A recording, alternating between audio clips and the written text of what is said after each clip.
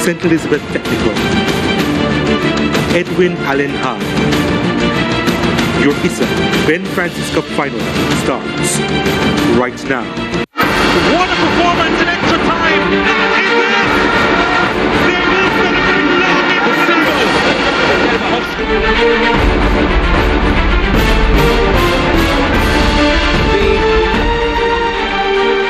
The throne awaits the new kings of schoolboy football. 4 teams battle for 2 titles and the right to call themselves the best in rural Jamaica. It's a finals doubleheader on your home of champions featuring the DaCosta Cup.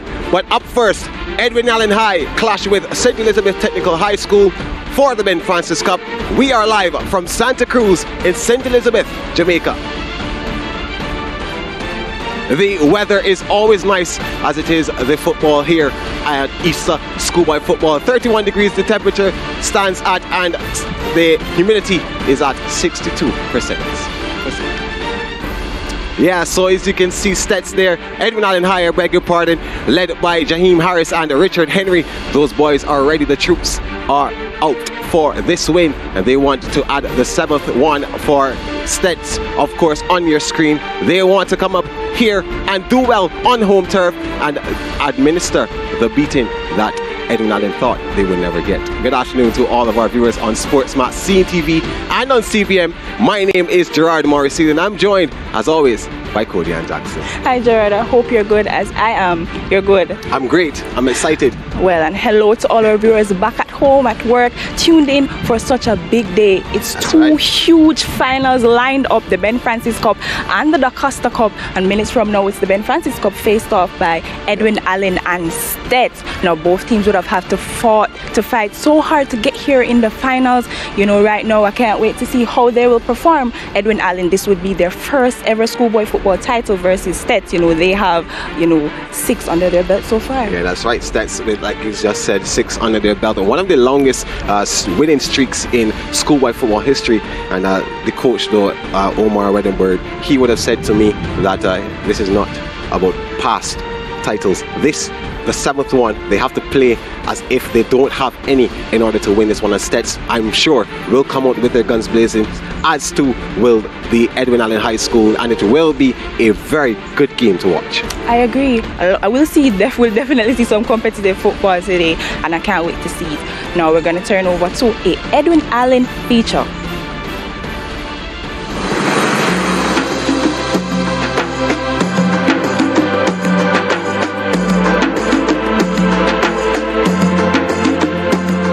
It's a unanimous feeling, you know?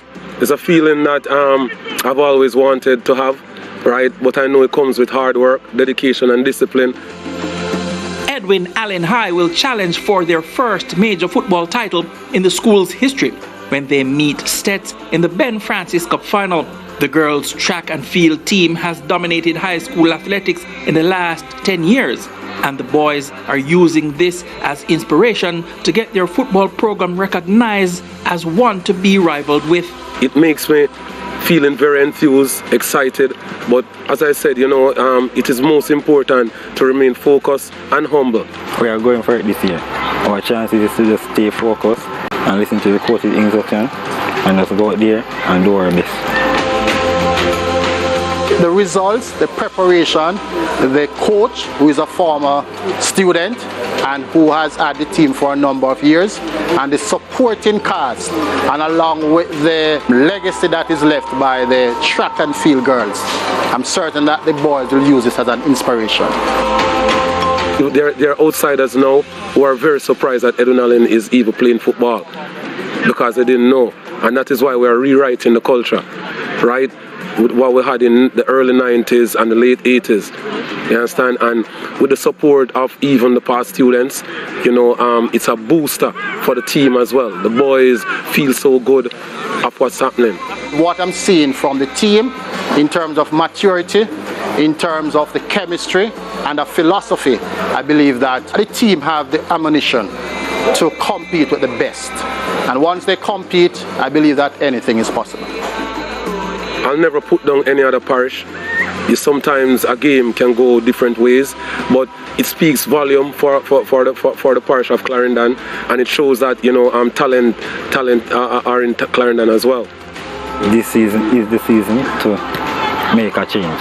And you know, Edwin Allen has to do what they have to do, just the same. Because these boys are ready. And I want to tell you, and I'm going to tell you now on SportsMax, that watch out for Edwin Allen. We're going to do some serious damage.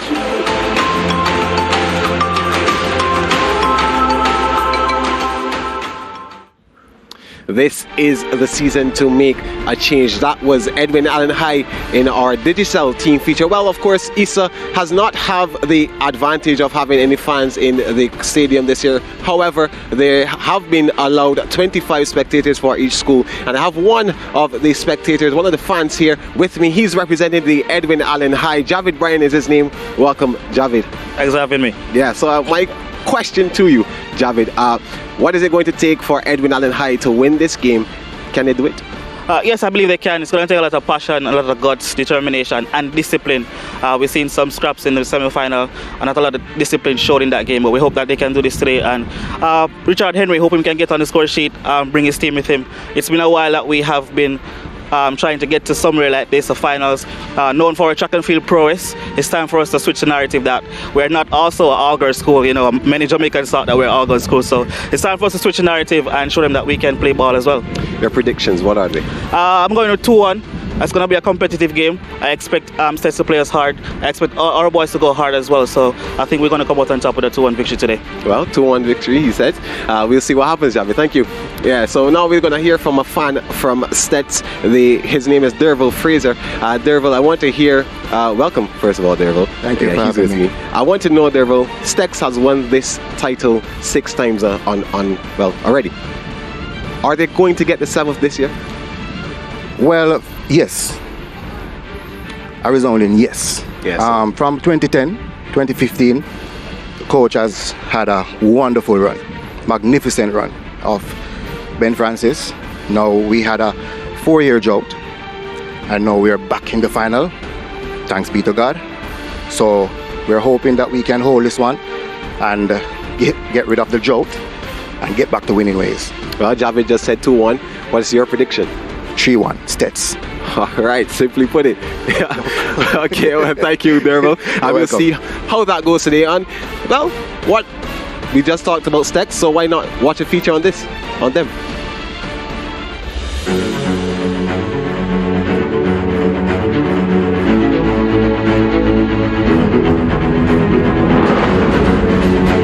Confident and eager, 2 words which best describe the outlook held by Coach Omar Wedderburn and his Stets squad ahead of their clash with Edwin Allen in the Ben Francis Cup final. We are going up against a very good opponent, respect towards that, but you know, everyone is going for a win and we set already. Although this was not the tightest Stets had hoped to secure this season, a cup is better than no cup. Good, you know, because at least you will see some of the work really coming forward or coming forth, because you know you put in the work. You know, the objective was to make it to the Costa Cup final, but you know we fall short right there, so you have to make it up with this one. While the Santa Cruz-based outfit aspire to reclaim the once fabled Stets Cup, Coach Wedderburn assures they will not allow former glory to minimize the work needed to guarantee victory. I'm not looking behind me, I'm looking forward. So coming Friday, you know, it's we never win a title before. That's the approach we're gonna have to this one, you know. So we are coming blazing. That's some big energy for a would-be consolation prize, wouldn't you say? Oh yeah, so man, right now this bigger than the Costa Cup final and the Super Cup final, everything bigger than the Oliver Shield because Stets are play final. You don't know that, man. A defeat at home would be double the misery for Omar the Crocodile Wedderburn and his hatchlings. So we wait with curious excitement for this finale to climax.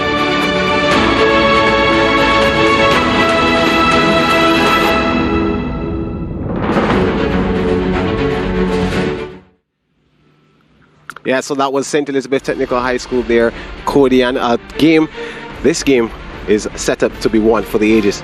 I agree with you. I love the words from Coach Wedderburn. He says they're set and ready, they're coming blazing. And he says this cup is, you know, bigger than every other cup.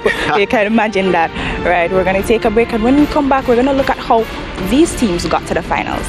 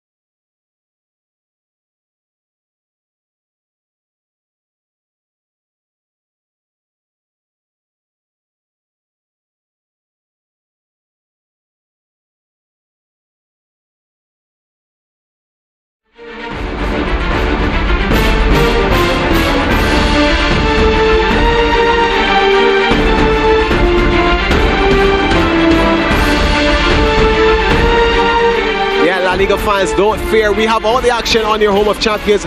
It will be on SportsMax 2 on Saturday. Levante, they play Cadiz. That game is at 8 a.m., 9 a.m. in the Eastern Caribbean. And then at 10:15 a.m., 11:15 a.m. in the Eastern Caribbean. Villarreal, they play at home to Mallorca. And finally, on the SportsMax 2 as well, at 12:30 p.m., 1:30 ECT, Sevilla, they host Celta Vigo. Yeah, so welcome back to the St. Elizabeth Technical High School here in Santa Cruz, Jamaica. My name is Gerard Morris-Seeley, and I'm joined by Cody and Jackson. Yes. Hi Gerard again. Hello to our viewers. Yeah, thanks for staying with us. The heat is on. It is. Now the team, Stats, right, is over there. They're heating up and training for the game again. Yeah, so Cody and our viewers, let's take a look at how these teams would have made it to the finals. To the final. Let's go upstairs to our commentary team of George Davis, and he's joined by Dwight Jeremiah. Thank you very much, Dwight. Good afternoon, Dwight. Thank you very much, Gerard. So this is how Edwin Allen got to this point, Dwight, with these goals. Yeah, those goals. That first one, you felt the goalkeeper would have felt that he should have done better. It was Richard Henry who got the brace here, first and second goal here. That's their big striker up front, one that they've been looking forward to today. Just seemed to have felt a little nick in finishing that goal, but that would have been eased by the fact that that was his second. And we're looking at the third goal here. That was Jaheim Rose who got the third, and the fourth goal coming also in this game, it was Akeem Mullins. So you'd feel like Edwin Allen, they did get a beautiful warm-up for this finals game in terms of getting their goals.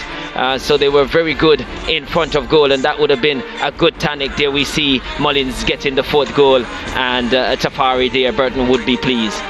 All right, looking at the head-to-head between the teams, only one meeting in 2014 when the St. Elizabeth School won 3-0. That was in the quarterfinals of the Da Costa Cup competition then, and that was 8 years ago. A long time in football. Hardly think that will have any bearing on today's match, Dwight. No, I definitely don't think so. And those who are around would have not been a part of that. So definitely. All right, let's look at the Stets team now. This is how they got their goals, which punched their ticket, which caused them to punch their ticket to this final. Yes, it was not the most fluent performance in the end, fortuitous with that goal, the deflection, getting the ball in the back of the net. German was the man who scored for them, and as they often say, every shot you don't kick is a goal you miss. And so he bought a ticket, as they would say, with a lottery, and it was drawn for him, and Stets would have taken anything the fact that they're into the finals. All right, so if you were to plot the graph of how the teams got to the final, this is what that graph would look like. The Edwin Allen team got here by virtue of overcoming Manchester High. They also beat Cornwall College and Christiana en route to this final. Stets, their path took them past Froome. They also got by Very United to get here. So that's the route both these teams have taken to the final. And Very Tech, did I say Very United? There you go. Very Technical, Very United campaigning in the Jamaica Premier League, of course. Gerard, it's back to you. Thank you so much, George and Dwight. Of course, this is one final that we are looking forward to.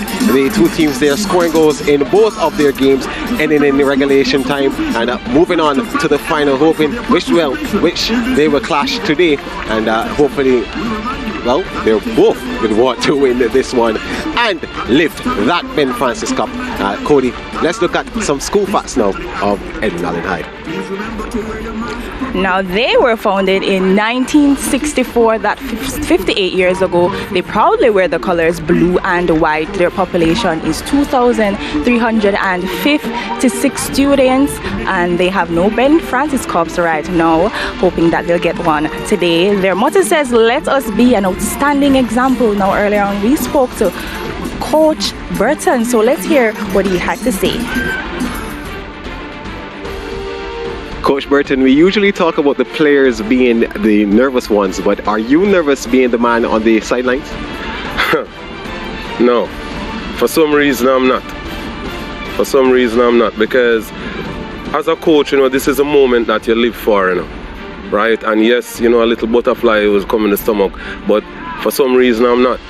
I'm very confident with my team, my coaching staff, and we're ready. How important is it for Edwin Allen High to win this Ben Francis Cup? Well, it will mean it will mean a lot, you know. It will mean a lot for the community of Frankfield. It will mean a lot for the past students, PIBA. It will mean a lot for the players, the coaching staff, the principal, right? And even our HOD now, he has put out so much. It will mean a lot. What message have you left with the boys ahead of this final? This is it. There's no other game. Everything that you have trained for, this is the moment. This is when you give all. There's nothing to preserve. Well, what do you know about your opponent's stats? Well, we saw them the other day. We saw that they're very tactical. Yeah, so they run hard, pass the ball fast, right? And looking at their pattern a bit, right? We analyze it a bit and try to do something strategically to stop them today. What would need to go absolutely right in order for this team to win? Discipline. The discipline of the players. Discipline comes in many ways, right? And today it's about how well they follow instructions. Yeah, let's look at the digital player to watch. Of course, you just heard the coach say that it would take discipline, and they'll be hoping that this man here can be disciplined enough. His name is Richard Henry. He's 19 years old. He'll be wearing the number 18 on his back. He has delivered 13 goals so far for this team, and he'll be hoping that he can give them another one or two, or maybe a hat-trick. Yeah, almost got a hat-trick in the first game, and I'm pretty sure that he will want to in the semi-final, and he'll be hoping that in his 2 seasons he can lift a cup finally and win this one with his team. 9, Michael German. Let's learn a little more about the team wearing blue and yellow. They were founded in 1961, 60 years ago. They proudly wear the colors blue and yellow. Their population is 1,780 students. They have 6 Ben Francis Cups currently, and their motto says work and integrity. Now we spoke to their fiery coach, Coach Wedderburn. Let's hear what he had to say. Coach, this will be a tough final, of course, both teams wanting to win. What does your team need to do to ensure that they are the ones lifting the trophy at the end? I mean, from the get-go, from the competition start, we always prepare for the trophy. That's what we're preparing for. So this is the final. We are here. I mean, the game starts nil. We're just going to go out there and enjoy the game. What would have the coaching staff said to the boys who would be playing in their first final, if there are any? We have a few guys playing in the first final, but we just tell them to just calm and do what they need to do, and we tell them whatever to do, and we're ready for the final. What homework have you done on your opponent? Well, a few. I mean, we just look at them and see what they have, and that's just it. Are there any tactical changes for this final, or do you not see that necessary? We always stats will never change. We don't change. Well, yeah. You have won this 6 times, Edwin Allen, in their very first schoolboy football title final. Would this give you the edge over them? I mean, that's past and gone. It's not an edge, but the 2 teams in the final, but we need it, they need it, but it's who need it the most at the end. What will this win mean for the people of City Elizabeth? I mean, it's a great win. We haven't had something for a long time, so we need something. We cannot finish the season without the trophy. At the player to watch for the St. Elizabeth Technical High School, his name is Rohane Brown. The 19-year-old will be wearing the number 10 on the back of his jersey. Of course, he has 8 goals this season. The central midfielder has been very, shall I say, he was the mastermind behind the team's build-up in the semi-finals. When we saw him, he looked to be dictating the pace in this St. Elizabeth Technical High School squad, and he would need to be the man in charge to push this team to their 7th title, and they hope that he can deliver on this day. So Cody, we have a game lined up, and we will now take a break, and when we come back, you'll be hearing from our commentary team.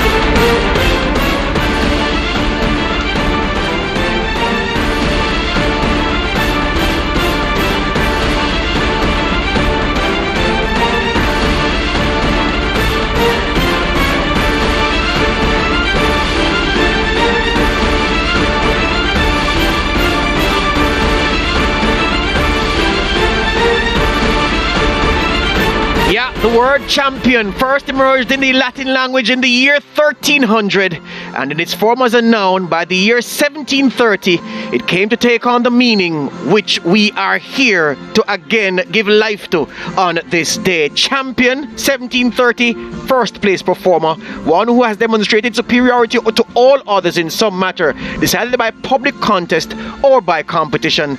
That's what the word means, and that's why Edwin Allen and St. Elizabeth Technical are battling here under the midday sun for the right to be called champions of the Ben Francis Cup. Good afternoon, wherever you are watching our broadcast, whether you're joining us through the SportsMax app or on traditional television. My name is George Davis, and Dwight Jeremiah has the pleasure of analyzing what is said to be a cracking encounter between the pride of St. Elizabeth and North Clarendon's Beacon team. Yes, George, this is a big day in rural hero football, and for 2021-22 season, the unusual season running into another year has served up for us today. 2-month watering clash, but this first one with Edwin Allen against Stets. Edwin Allen seen as a very big team in terms of size. It's going to be a big match for them, and they had a big win in the semi. Expect them to come out guns blazing. They're very physical, but Stets, on the other hand, they do love the physical challenge, and Coach Wedderburn is saying this is the biggest game of the season. You may split in terms of your opinion of that, but certainly he's not bad. Yep, so the officials, referee Veralton Nemhard will control the whistle. He'll be assisted by Damian Williams and Jermaine Yeesing as his assistants on these sidelines with the flags, and the two captains of these teams going through the formalities. The starting lineup for the Edwin Allen team will give you the formation in short order. Kimani Matthews retains his place in goal. Kimola Ferron, Javon Thompson, Omario Ferron, Akeem Mullings, Alwayne Brand, Jamari Howell, Jaheim Harris, Sean Morgan, Jaheim Thomas, and Richard Henry. These are the Edwin Allen boys. This is the formation, Dwight. It's a 4-2-3-1 if you like. As I said, formation just a guide, and definitely when you look at Henry at the top of it, and also their central player in terms of the back, it's going to be crucial for them. For Stets, the lineup familiar: Romel Wellington, Dante Campbell, Jeffrey Henry, Tyree Stoddart, Sidian Miller, Michael German, Raheem Brown, Zamaria Douglas, Chadwick Hendricks, Ajay Smith, and Nikos Daly, number 20. Well, St. Elizabeth Technical, they also love to play a 4-2-3-1 system, so it's a battle of the system. Who will display it better in the middle of the park and up front is where this game, you feel, is going to be won or lost. All right, so there you go. Clarendon College, of course, from Northern Clarendon. They are multiple champions of the big trophy, the DaCosta Cup. They've won this Ben Francis Cup already.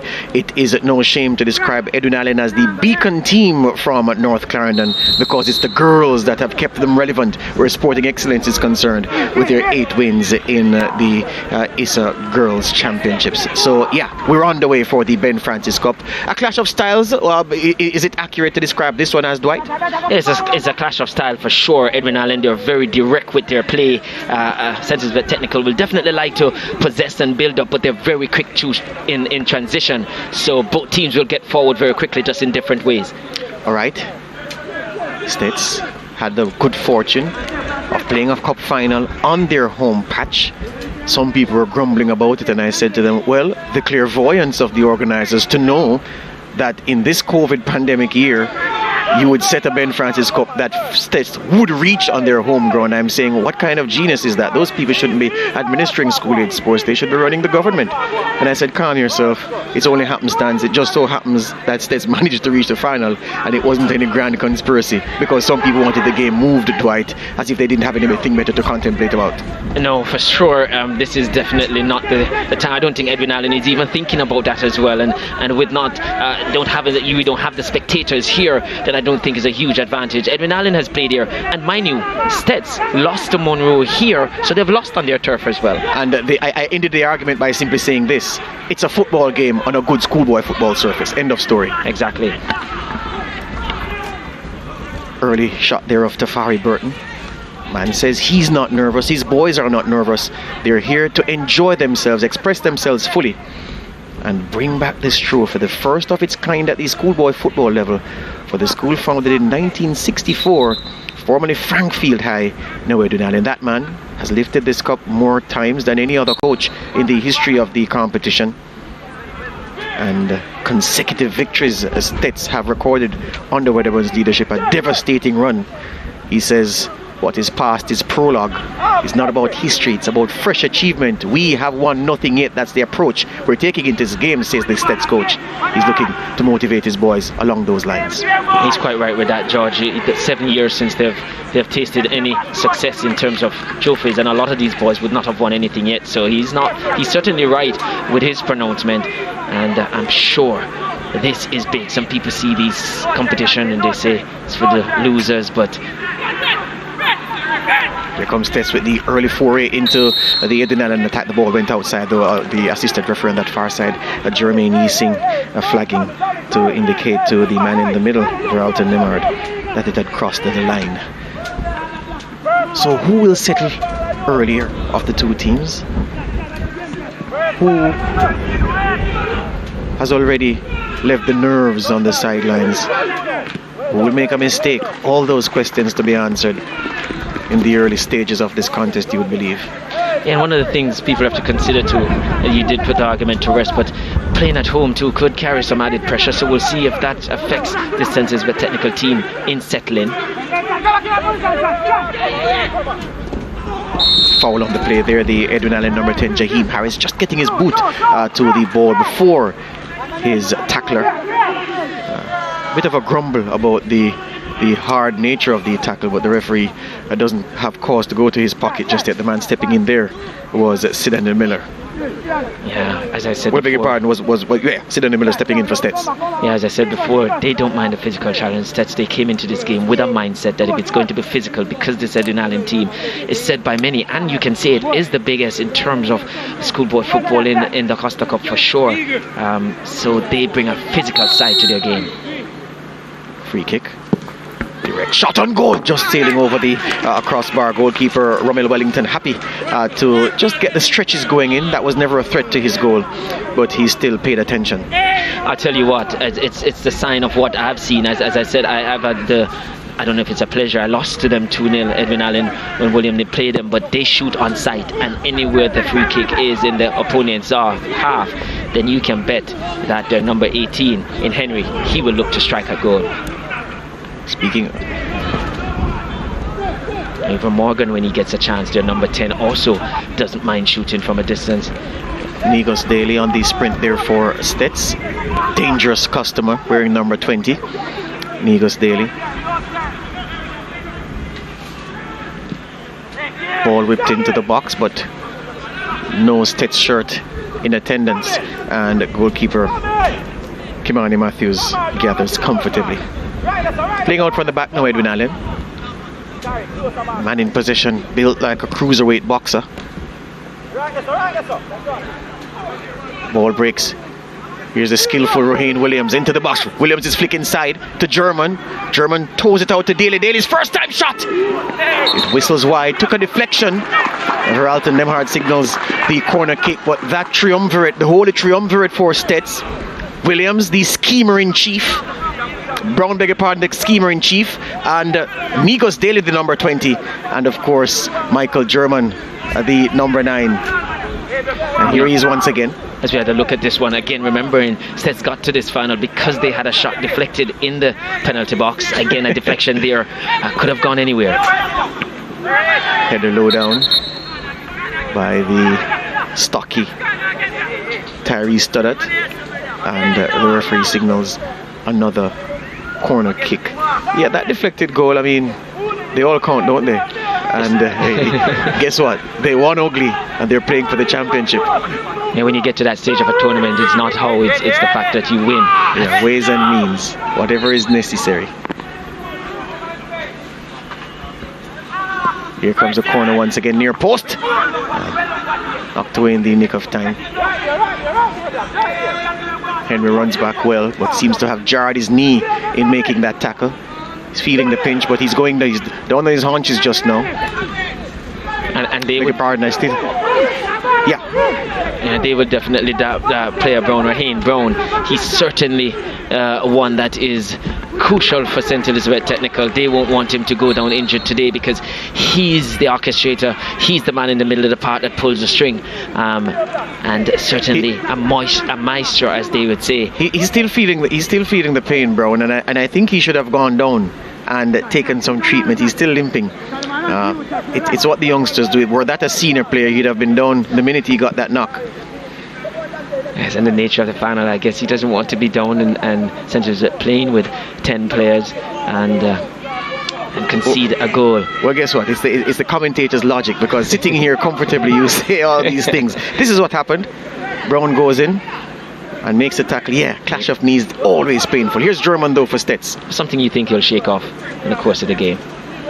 Back to Stoddart, tries to change the point of attack. German trying to settle under it.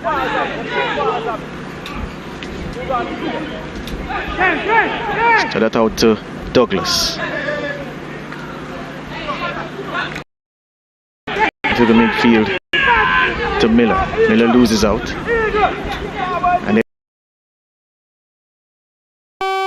We just saw something there, George, in the middle of the park with St. Elizabeth in possession, and we talk about them playing similar systems and 5 players in midfield, and we saw there Henry just dropping back to assist his midfielder for Edwin Allen, just to create numbers up, and they regain possession from that. So as I said before, same system, it's how you played. Bad giveaway by Brian for Edwin Allen now, and these Stets boys come again. Ajay Smith in possession. Brown's touch, the German works out, wasn't the best. And here they come bursting down the right hand side. Vigos Daly off the left foot, didn't catch it cleanly. Did they take a deflection? Yes, it's another corner for Stets.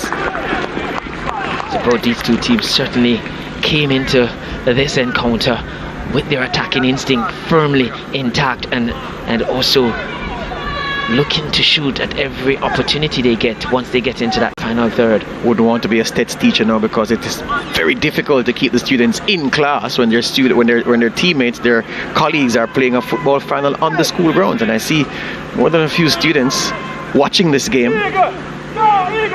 So a few teachers have been unsuccessful maintaining the order. Anyway, here comes the corner kick. Smith will deliver.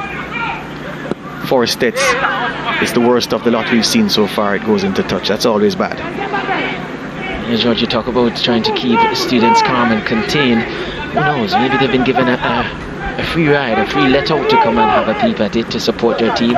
Says the teacher doesn't want to make teachers look weak. I applaud you, man.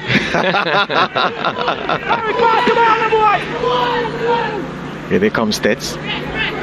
Ajay Smith can't get on to the end of Tyree Stoddart's pass, and the Edwin Allen boys have the chance to regroup. So yes, Stets have done most of the running so far. Edwin Allen on the back foot, but they wouldn't be too perturbed. Not that their goal has been under significant threat, just from some corner kicks. But at some point in time, they'll have to meet the Stets fire with fire of their own. Stoddart with the throw. Nice turn by German, and a swivel on the shot. Didn't catch it cleanly. Goal kick. Yeah, it was always under pressure, but he's letting you know that he's quite aware where the goal is. He didn't get it on target on that occasion, but certainly once he gets into the box, German is one who's not shy of shooting. But Edwin Allen apparently doing their homework. Oh, poor goal kick by Matthews that rebounds off German, and you'll have to do it again. We've spoken a lot about the heat at this time of day, but we've also said it has a different effect on boys than it does on men. Men wilt in these conditions. For some reason, the boys can run all day, Dwight. It's youthful exuberance, they say. Something of the past for us, George? Something of the past for you, Dwight. Yeah, I agree. I quite agree. I stand alone. Long ball. Looking for kept in very well by Brian. Stoddart has been busy so far. Switches the point of attack once again. Seems to be under instruction. Every time he picks it up, he's looking for that big diagonal. Douglas illegally winning possession there with the shoulder barge. I guess they recognize something with this Edwin Allen team.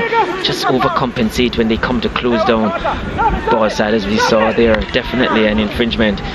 You're allowed a shoulder barge, but not from the back there. Jaheim Harris plays Brian in. Brian with the cross. And meeting it there was Hendricks. Chadwick Hendricks in the right position. Yeah, very good early time ball into the box there from Brian. And we saw Henry. He was inside waiting to pounce. But with the ease with which Jaheim Harris turned away from two Stets defenders, two Stets midfielders to feed Brian down the right hand side, must be cause for concern for Stets. They have to get tighter to the number 10, the danger man for Edwin Allen. Here comes the corner kick. Goalkeeper goes up and claims with the minimum fuss in the end. Romel Wellington, safe pair of hands. You're right about that, George. Any coach would be concerned when their midfielders are just easily beaten by a turn or a first touch. I call those plays, Dwight, the kind of old-time shift. You know, people go through a lot of step overs, and those are a simple drop one shoulder move. Yeah, so it's an old-time kind of shift that left two defenders in his wake. Here comes Stets once again, though. Certainly works, though. I remember Luis Garcia from Liverpool was interviewed once and asked, "What's your best move as a winger?" And he says, "My first touch." There you go. This man has seen a lot of the ball for Edwin Allen. Brian turns it over, well, back to his captain in defense. Coming out near side to Javon Thompson. Thompson back in midfield and trying to knock it around now. And the Stets been shouting at their boys on the field that it's too easy what Edwin Allen are doing right now. No press from these Stets boys, allowing Edwin Allen to reach a certain point up the field before they engage.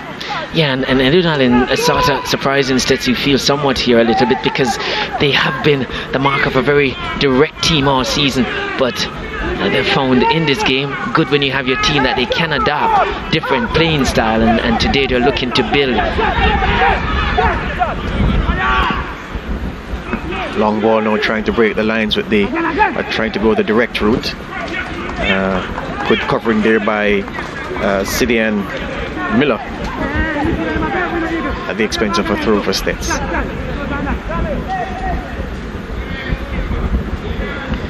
Edwin Allen, it took me a while to realize their centre half is wearing number 9, Dwight. Imagine that happening in your day, all those long years ago.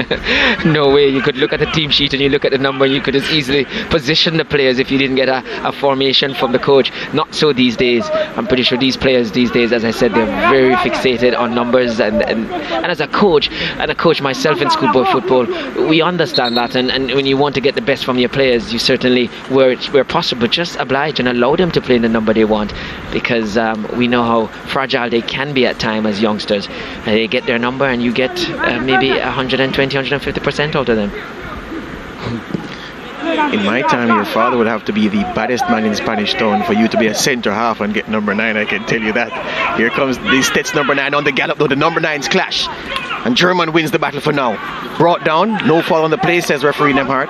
Douglas, though, stealing in, can he win it? No. An excellent play in the back. Here now is Brian on the 1-2. Excellent work on the defensive end by Brown. And now Douglas has Migos Daly in space, plays him in nicely. Migos Daly bursts into the box. Daly off the right foot. Oh, that's 1-0. As easy as you please. Their playmaker started the play inside his own half with a defensive tackle. The ball fed forward, and 2 or 3 passes later, Migos Daly played into space, plays between the defenders who had to turn and scamper. Daly was straight through on goal, didn't catch it cleanly, but didn't have to. And just like that, it's 1-0 to the hosts. Stets 1-0 up in the 16th minute. And no emotion there shown from Coach Wedderburn. He's always like that, sometimes on his knees. But that was a beautiful goal from Stets. And George, the pass was so precise. It was into that half space, that position or space in between the wing back and the centre half. Beautiful ball, and almost didn't have to break stride. As you said, didn't catch it cleanly, but in the end worked in his favour. But that was a beautiful pass from Douglas. Absolutely perfect and got what it deserved. Yeah, there are many times when I think that when the striker scuffs the shot, it works in his favour, because it just drifts it away from the goalkeeper's lunge, and that was the case with that effort from Migos Daly. Perhaps if it was a clean strike, it would have gone straighter, and the goalkeeper may have palmed it away out of danger. But not so. The number 20 man comes up trumps yet again.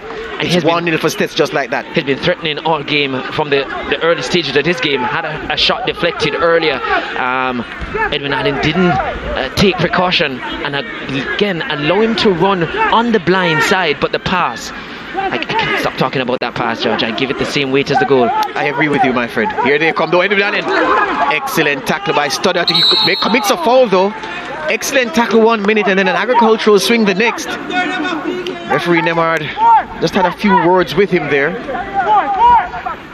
The sum total of it is that Edwin Allen have a free kick in a dangerous position. So look for their number 10 or that number 18. That was the first good tackle by Stoddart, and then he gets again and realizes the danger comes in, and that's agricultural. He's lucky not to have been booked for that. I felt he should have been booked for that, but referee Nemhard studied psychology at the university, so maybe just working that means first out there, just trying to talk them into calming down, but certainly that was deserving of a yellow card. All right, 2 men standing over this. One of them, the man wearing number 16, Jaheim Thomas. That's the man I say is built like a cruiserweight boxer. And then number 10, Jaheim Harris. He bounces off the wall. Harris once again. Flick from one foot to the next, and the right-footed effort in the end going wide. Yes, Tets, they are really doing their work the wall. It was Hendricks who was slightly behind the wall, just positioned around that corner, and yeah, just stopping, just helping the goalkeeper with that side of the goal, and then the follow-up shot, always under pressure, just peeling wide.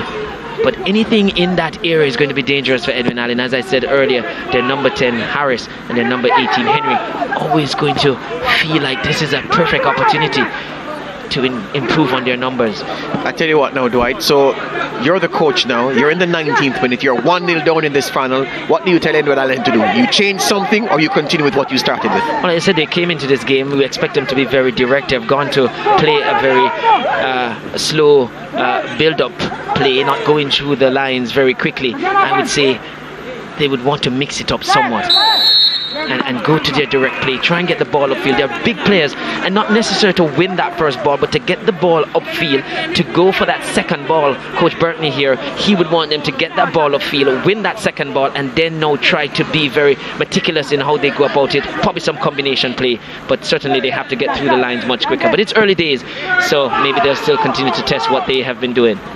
Captain goes up and misses the header for Edwin Allen.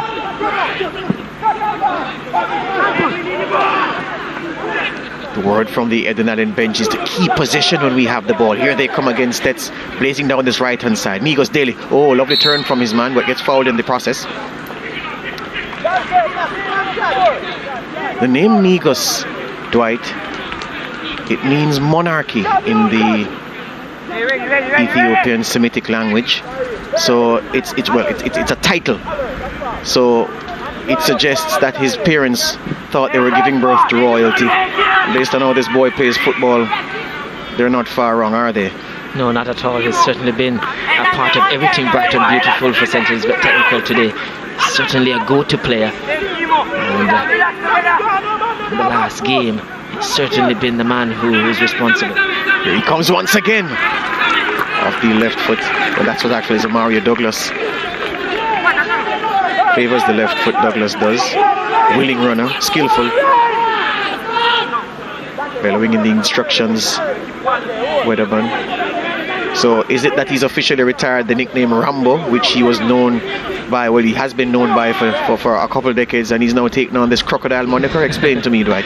It's really or it's temporary. It's amongst his colleagues, the coaches in the coaches group. That's what they call him, the crocodile. He doesn't mind it either.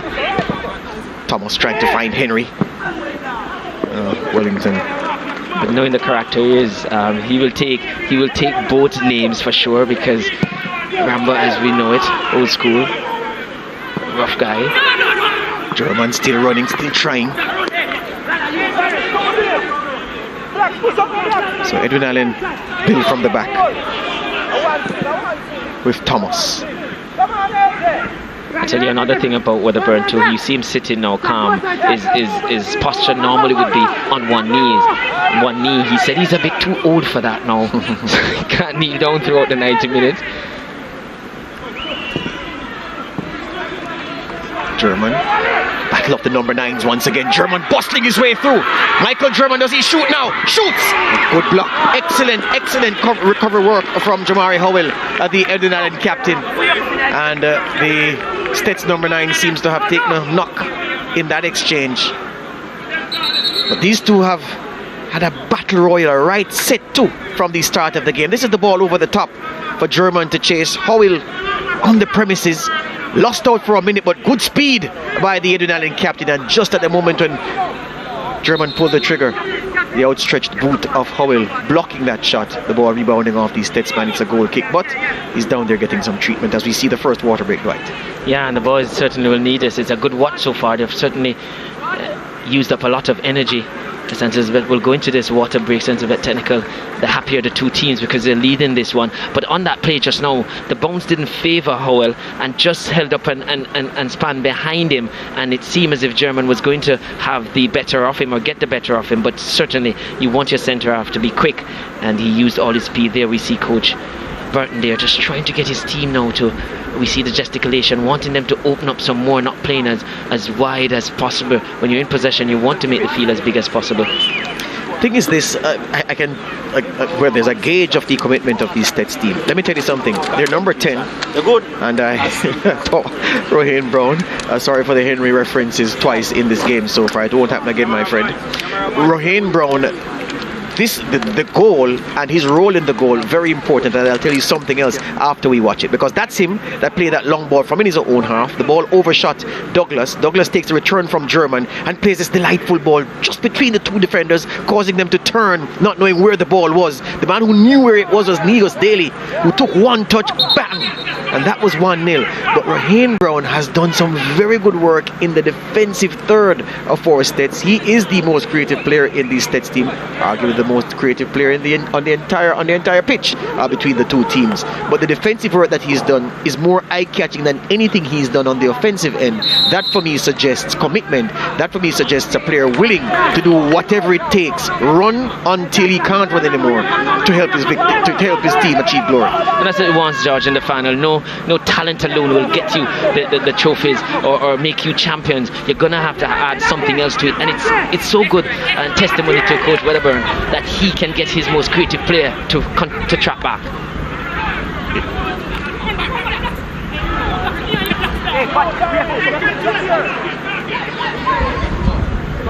Stunnett with this long ball once again. Must be an offside call there. Yes, the flag of Damien Heesing goes up to signal that Douglas had gone too early. Good defensive line held by the Edwin Allen team just now, because that offside was played by design. And they come again. Yet to see though Dwight, a man in blue and white, really taking charge of the game for them. I know that the number 10 Jaheim Harris has gotten a few touches, but I think he needs some more.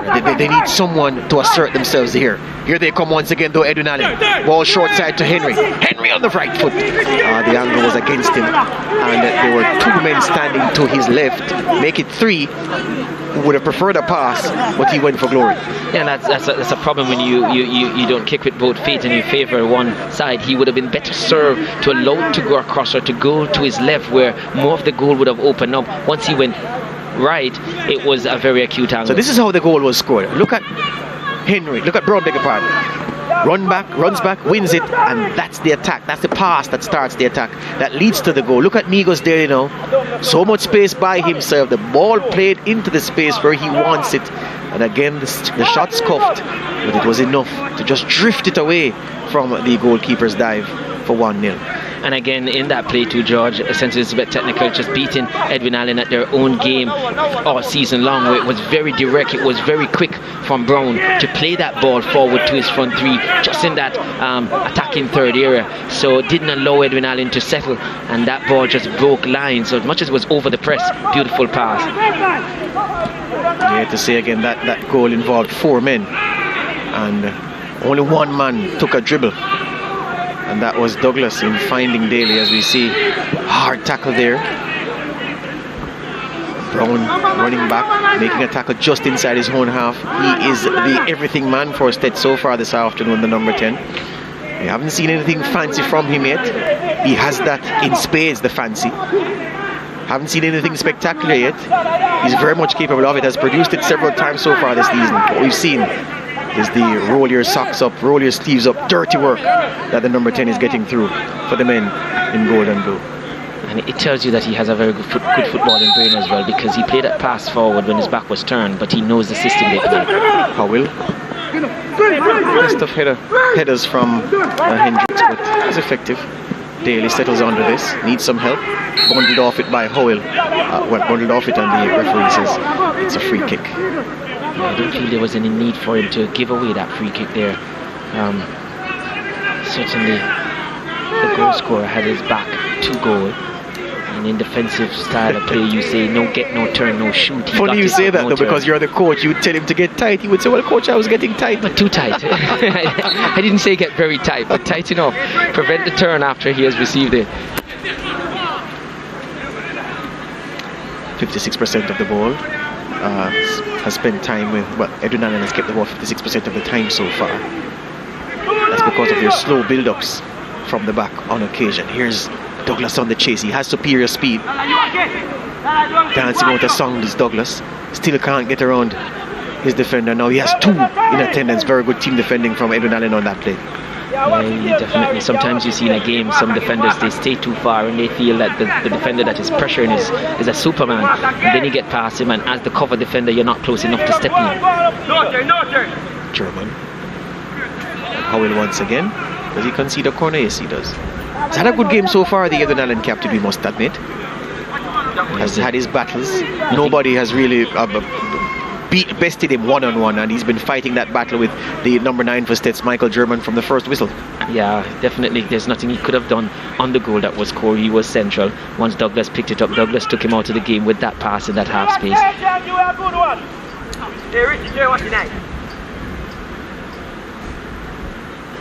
Centres definitely be looking, they'll be wanting to extend their advantage here.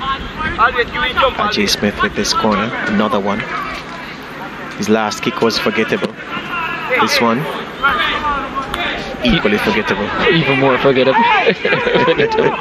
Yeah, poor with that. It seems like he always goes for the near post or looking to go for goal. I know the Edwin Allen players are big players. As I said, some argue the biggest sets of boys in schoolboy football, or at least at the Costa Cup. But Stets, they're not small themselves, so he should give them a chance once they've committed players.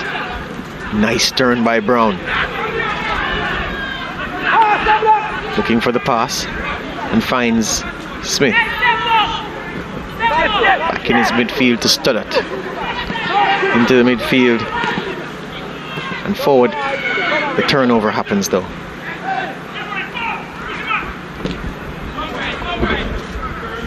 Okay, they're coming down through Harris.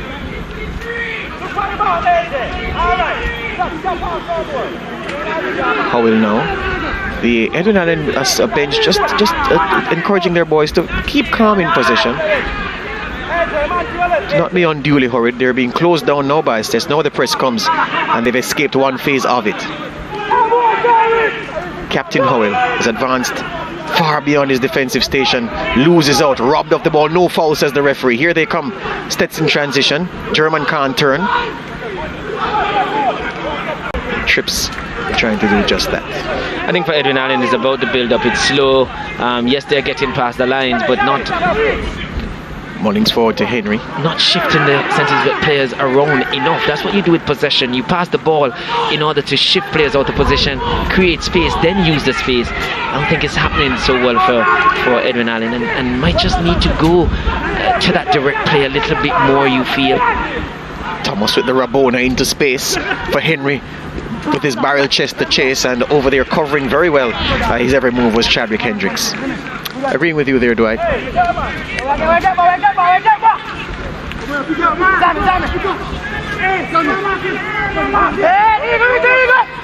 We feel also with Edwin Allen, they don't have to worry too much too. The space isn't there to run into. They have a big striker up front who can hold the ball up.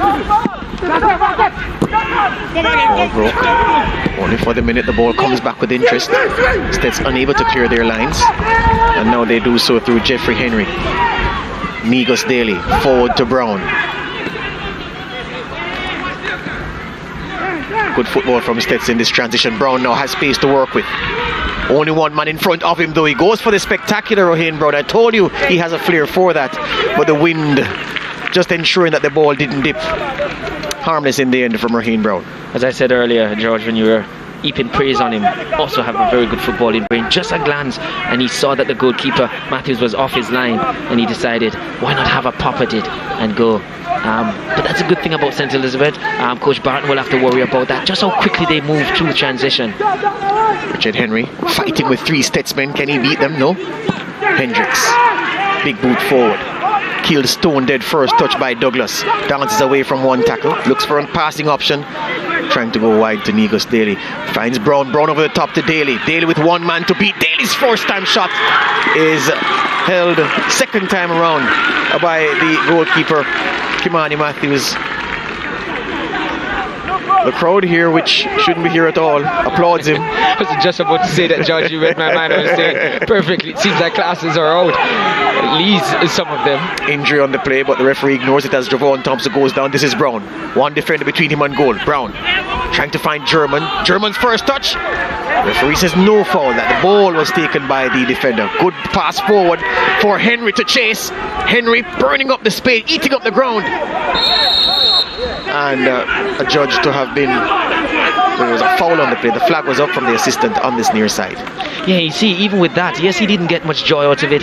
Yes, he chased Henry, but that's had Steds running back to their goal. Pretty much everything that Edwin Allen has done so far, it has been in front of the defence of St. Elizabeth Technical, and that's too easy. You want your defenders to be turning around. You have to be consistent, referee. You have to be. Not pleased with that one in terms of, we'd have to see it again what it was really shoulder to shoulder, because that's allowed in the game. I don't know if it's because of the size of Henry in comparison to his opponent on that occasion in that duel. Well, basically what that was a cruiserweight boxer against a flyweight boxer, with Henry being the cruiserweight. And no, flyweight is not the lightest boxing class, that's bantamweight, but flyweight not much heavier. But yeah, there was no foul on that play from where I sat, and the Edwin Allen coach didn't believe so either. Anyway, the man with the referee with the whistle is trained to make those calls. Our eyes are trained to comment on him making those calls, and that's pretty much what it is. We're trained to point out the mistakes as well, aren't we? Absolutely so, sir. Absolutely so.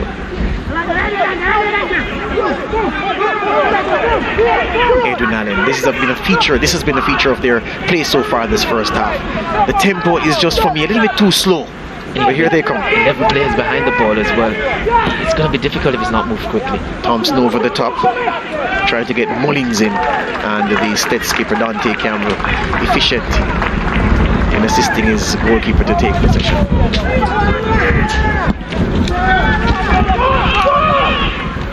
German on the hunt once again, trying to shepherd it into touch, and he does so successfully.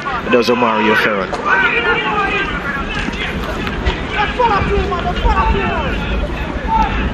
Stets coach in consultation with one of his assistants, no doubt looking for tactical changes they can make to get a foothold on the game.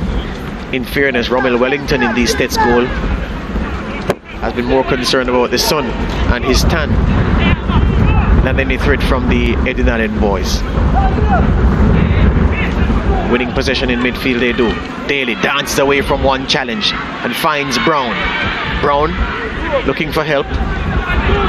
Good covering tackle to intercept his pass to Daly. Dante Campbell, the skipper, plays it back. This is Zamaria Douglas. Has some space but doesn't have many passing options. Uses German though. German. There's a Stetsman down on the far side. That's Daly. I think that's who German was looking for. Yeah. What I like about German too, he saw he just received the ball in a tight space, as we see the goal scorer there, Daly, requiring treatment. But his first touch so good that in the tight spaces he really traps the ball so well and able to create space that seemingly did not exist. That's the value of good technique. Yes, indeed.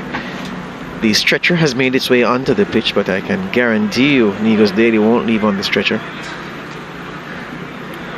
Seems to be in some pain though. I can tell you what, the last two corners we saw from Ajay Smith, the very last one which he curled into touch again, that prompted his coach Omar Wedderburn to fly up off the bench and berate him. I don't think you'll be seeing Ajay Smith on corner kicking duties after that.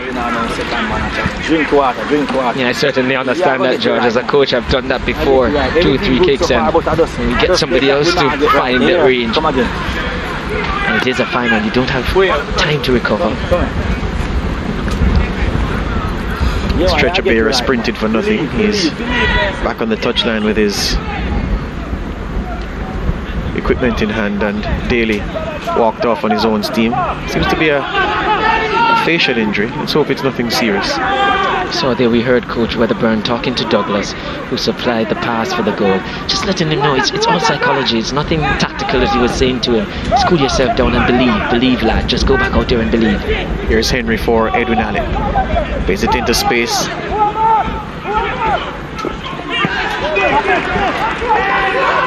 Brown in some space for Stets. Over the top for the willing German. Hasn't stopped running, hasn't stopped battling. To Douglas. Douglas, a pirouette to keep possession. He needs some help though. Back into midfield to the tall Sidian Miller. Miller trying to find Smith, who has temporarily filled Migos Daly's right wing role, but it's too long. And it's a difference we're seeing with both teams here. Edwin Allen, when they get the ball forward, the pressure is released quite quickly because Henry a bit isolated. The midfielders not joining him quickly. For SBF Technical, when they do get possession in the final third, able to connect the team with the one means we do so with, which is passes. Harris. And Thomas being berated for losing the ball by his coach.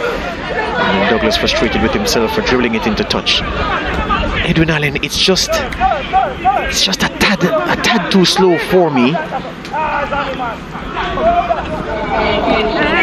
Pass forward by Thomas into space. It's again another giveaway. So he was looking for Mullins. Mullins did not make that run. Thomas disappointed. You talk about what they're missing, George. You mentioned it earlier. Nobody really taking charge of it. It's in the middle of the park. And we heard Coach Barton there just getting at Thomas. Certainly that's where you want. He's one of the players that you would have expected coming into this game to really help them tick, really control the pace and the tempo of the game, and look to connect the defense with the attacking side of their game. Not happening for him so far. Poor kick by Chadwick Hendricks, but did reach into the Edwin Allen half, and here comes their captain Howell. Excellent interception by the BC Stoddart.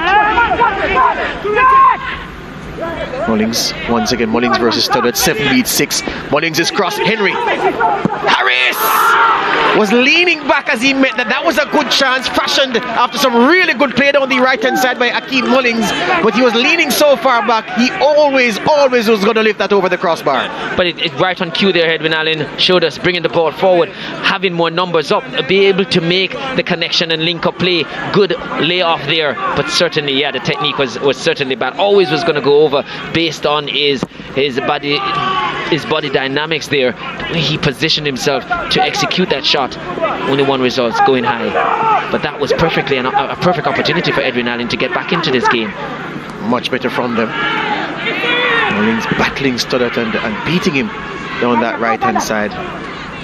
You want to play down that side more often to try his luck against these Stetsman. Here they come once again, Edwin Allen. Nice flick by Harris. And the captain for Stets, Dante Campbell, using his tall frame as a barrier, allowing that ball to run through to his keeper. Excellent work there from Campbell, just doing the basic of defending, just getting your body between man and ball. Once that ball was pushed forward away from the Edwin Allen attacker, he just used the space that was created and just stepped across. Simple defending. I like this player, Michael German, I can tell you. Here's Ajay Smith in midfield, trying to free Daly on the sprint. But he was second best. Kimolar Ferran got there long before him. Yeah, German plays so very well with his back to goal.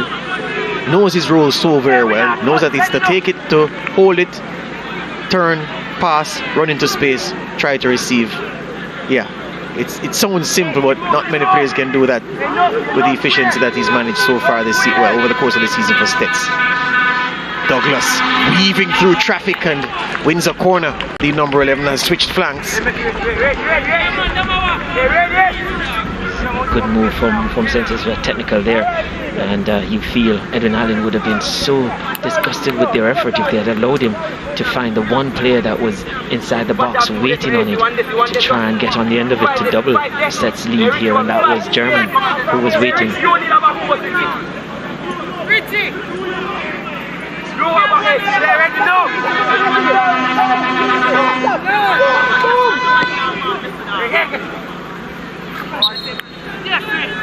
Goal kick. Edwin Allen breaking new ground. 2 players on the park wearing captain's armband. Yet still you can't find the person to really take charge of this game, George. And there you go, my friend. Here they come though. Sean Morgan now in possession. Frees Javon Thompson. Thompson aiming for Henry. Henry gets there first with the head. Harmless in there and easy, meat and drink for Wellington in goal. It was always going to be difficult for there to beat the goalkeeper on that occasion. Wellington didn't have the pace on the ball coming into the box. He would have had to generate all that pace, and he was under pressure all the time. Harris to Henry, takes it on the chest, and Campbell right within a boot's length of him. He just flicked that ball away at the crucial moment before Henry even thought of what he would have done with his next move. And that's one of the things that Centres Technical has done so well in this game. Edwin Allen, we talk about them shooting when they get free kicks from open play. They like to shoot from distance as well, just have not been given the opportunity, the room and the time and space to do that today. Haven't seen a shot from distance in open play so far from them, and I can tell you that's definitely a part of their game. Ferron over the top once again. We've seen this so many times from the Edwin Allen team, and this time they get down at the left hand side. The cross is too long. Henry was the only man in the box waiting for it.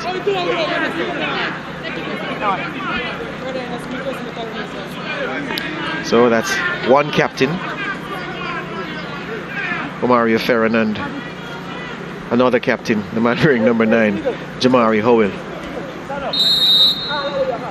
I don't know what that is in cash pot, if it's anything in cash pot or any of those money games, but Dwight? I'll make a check on it, and I'll get somebody to go and do something so that we can benefit from it, George. Here you go. Here goes Douglas. Daly. Smith under pressure. Loses out. Comes the far side for Edwin Allen. And they build again. The Northern Clarendon School. Here's Howell. Beautiful take first time. Trying to drive the team forward now. Harris comes short for it. And they had the opportunity there just now. Stets had pushed forward with an eye line, and you felt they could have played over the top for Henry to chase. Harris weaves between defenders with a burst of pace and fouled by Michael German, and the referee books him. That was cynical from German. Knew exactly what he was doing, just a little tug. And the referee says, you're not so slick, right in front of me. The audacity of it all. That's it, the little tug on the shirt. And some would say there's a lot of players behind the ball. He didn't have to commit that, but the feature I just spoke about of the Edwin Allen team, that they would shoot from open play as well from distance. Had he gotten past him, there was a little gap between him and the rest, and that barrier from Stets, he could have shoot from there. So German recognizing that, maybe that's something that has been worked on by Coach Wedderburn. Jaheim Thomas, as the fourth official indicates, a minute to be added on at the end of this first half. What can he do? Can he draw Edwin Allen level before we go to this halftime break? Jaheim Thomas. 2-man wall. And 6 Edwin Allen men in the box. Thomas's kick is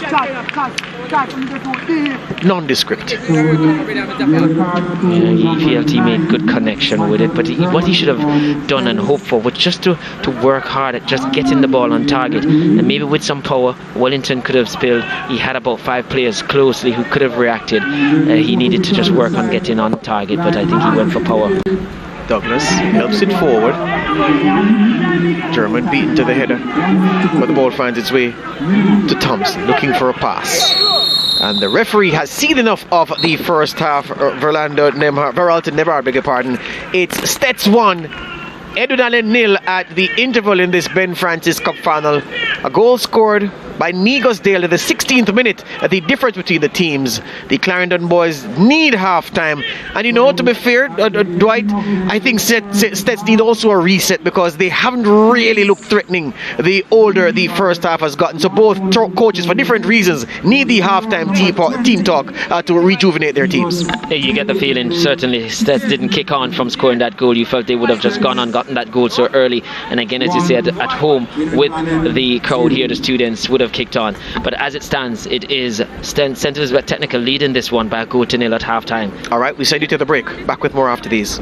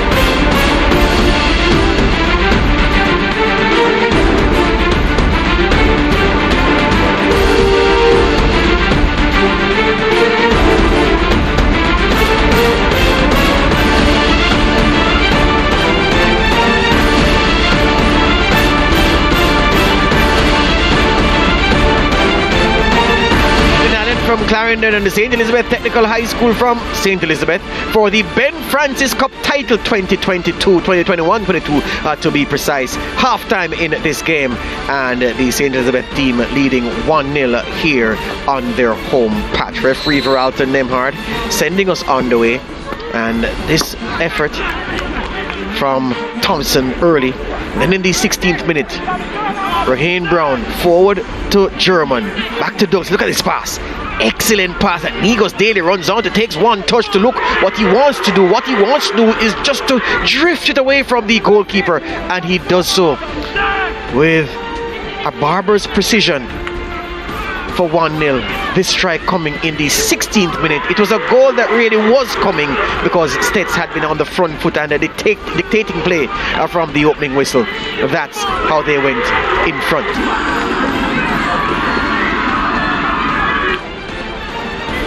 And then this play once again.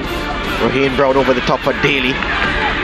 was a part of a lot of good things that Stets did in the first half. Most of what Stets did on the attacking front, he was a part of it. And then this play, Mullings getting the better of Stoddart. Henry touches it off, and Harris trying to curl for the top right-hand corner, but his body shape was wrong, and he skied his effort. The numbers from the first half, there were 14 shots, 7 equal split for both teams. Edwin Allen had 1 on target, Stets had 2 on target.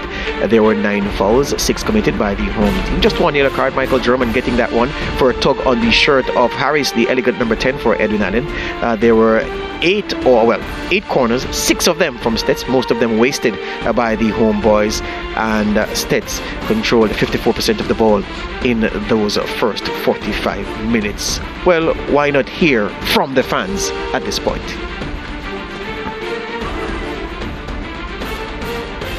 Thank you, George. Thank you, Dwight. Well, it's a 1-0 here at halftime in favor of the home team, St. Elizabeth Technical High School. Pretty good match so far. There's lots more to come in the next 45 minutes. But right now we're going to discuss what the fans have to say. Cody, what do they say? Well, Gerard and viewers, the fans on social media, they're happy and excited. Some on YouTube are saying, well, DJ says he's a fan of CC, but he wants Edwin Allen to win. All cups go to Clarendon. Clarendon, 3 Clarendon schools in 2 finals this year, so yeah. Right, and Sadiq predicts that Edwin Allen will win a score 3-2. So we'll have to see about that, right? Yeah, well, YouTube, the match is actually live on the YouTube SportsMax TV YouTube page, and I must say good afternoon to all of the viewers on that platform. I have a couple predictions as well myself. They're coming from Instagram this time on the SportsMax TV Instagram page. Let's win 1-0. That's from One Law Banker.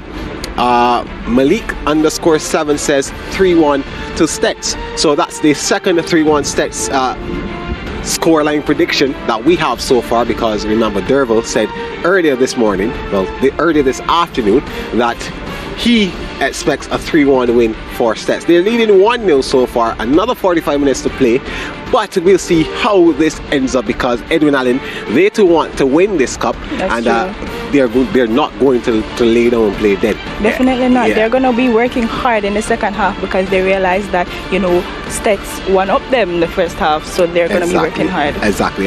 Well, I know that this is a final, and some people like yourself, Cody, have experience playing in finals, whether it be semi or whatever, but I know that for a fact that playing in finals is not easy. I've played in a couple of finals of myself, both in cricket and in volleyball. Lost some, won some. Different feelings. I know how it feels to lose, I know how it feels to win.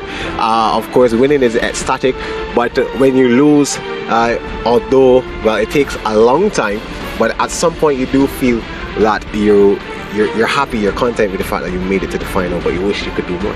That is right. Every time we all go to finals, if we play sports, all of us playing sports, we feel good that we get to the finals, and even if we don't win, we definitely made people proud for getting that far. That's right. That's right. And we're gonna take a break, and when we come back, you know, we'll have second half action.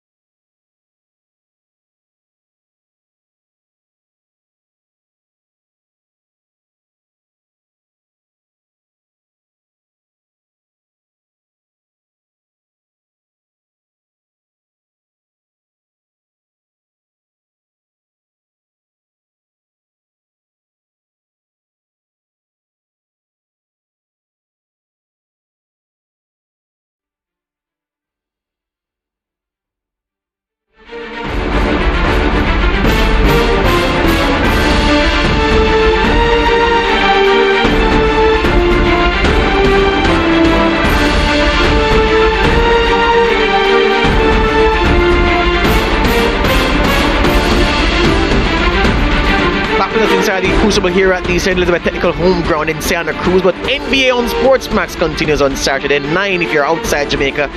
Cleveland Cavaliers and OKC Thunder. Another live game on Sunday, this time 2 p.m. if you're outside Jamaica. The Knicks and the Clippers from Los Angeles. It's 1-0 here to St. Elizabeth Technical. Stets hunting a 7th hold on the Ben Francis Cup. They are now kicking from north to south, kicking to the direction that the mountains, well, that the Black River should be in. Dwight is a man from the west, but he's not from central Jamaica, so he can't tell me anything. And Edwin Allen, their rivals in. It's a parish I love, George. I like coming to St. It's almost like I'm going down That's here. That's the best you can do? I am.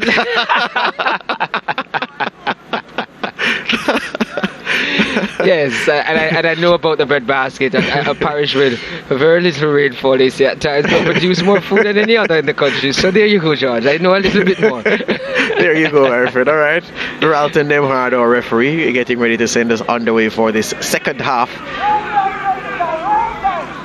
And the countdown clock never stops running. It stops on 0 now, and it's time for us to get underway. So Hendricks in possession for Stets in the second half. We did comment at the end of the first half, Dwight, that though leading, Stets had, I don't know if they had stepped off the gas or their foot was removed from the gas, but they hadn't kicked on from going in front. Yeah, I just didn't see the energy from them going. I guess it was easy for them too. They weren't bothered too much either. The fact that they didn't kick on, and we see that infringement.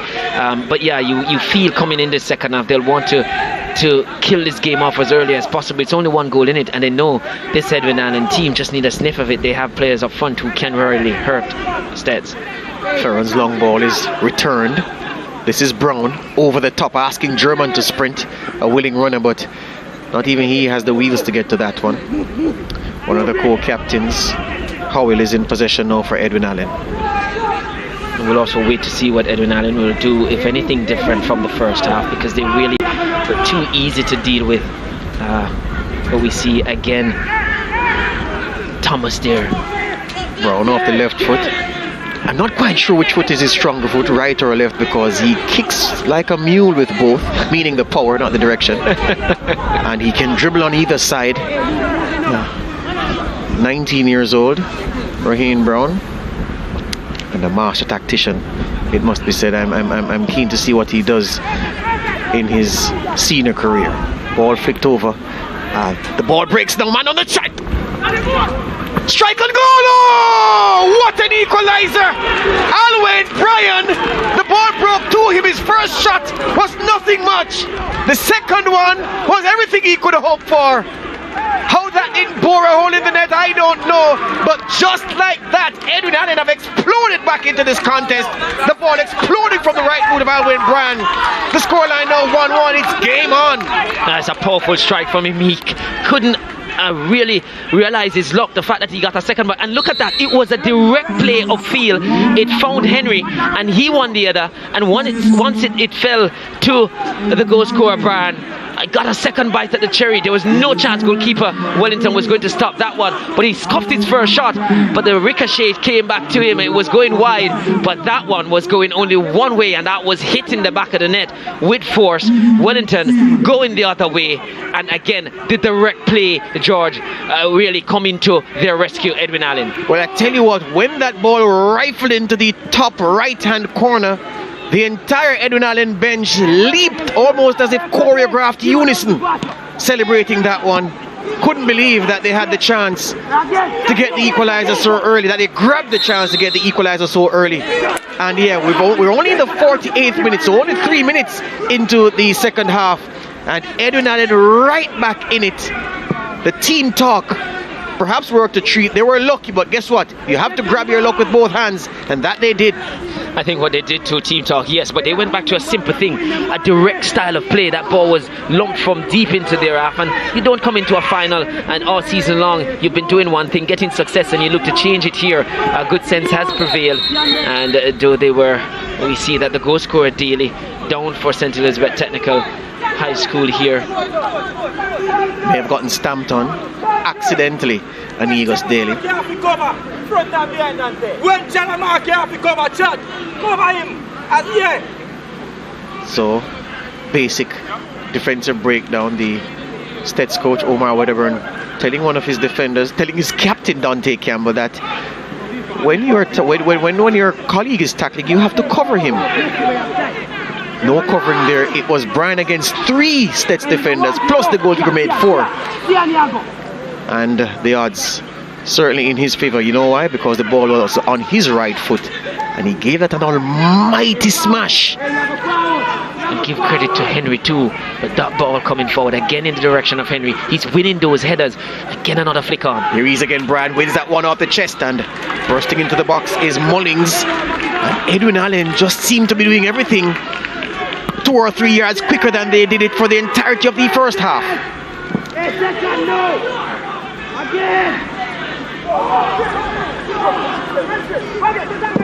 German just trying his luck. But certainly they are winning that ball. I spoke about it in the first half that they have a big striker up front. There is on the ball, Henry, who can hold the play up. Didn't do well that time holding it up, but also winning those headers because he's a big lad. Here he's once again the goal scorer, Brian.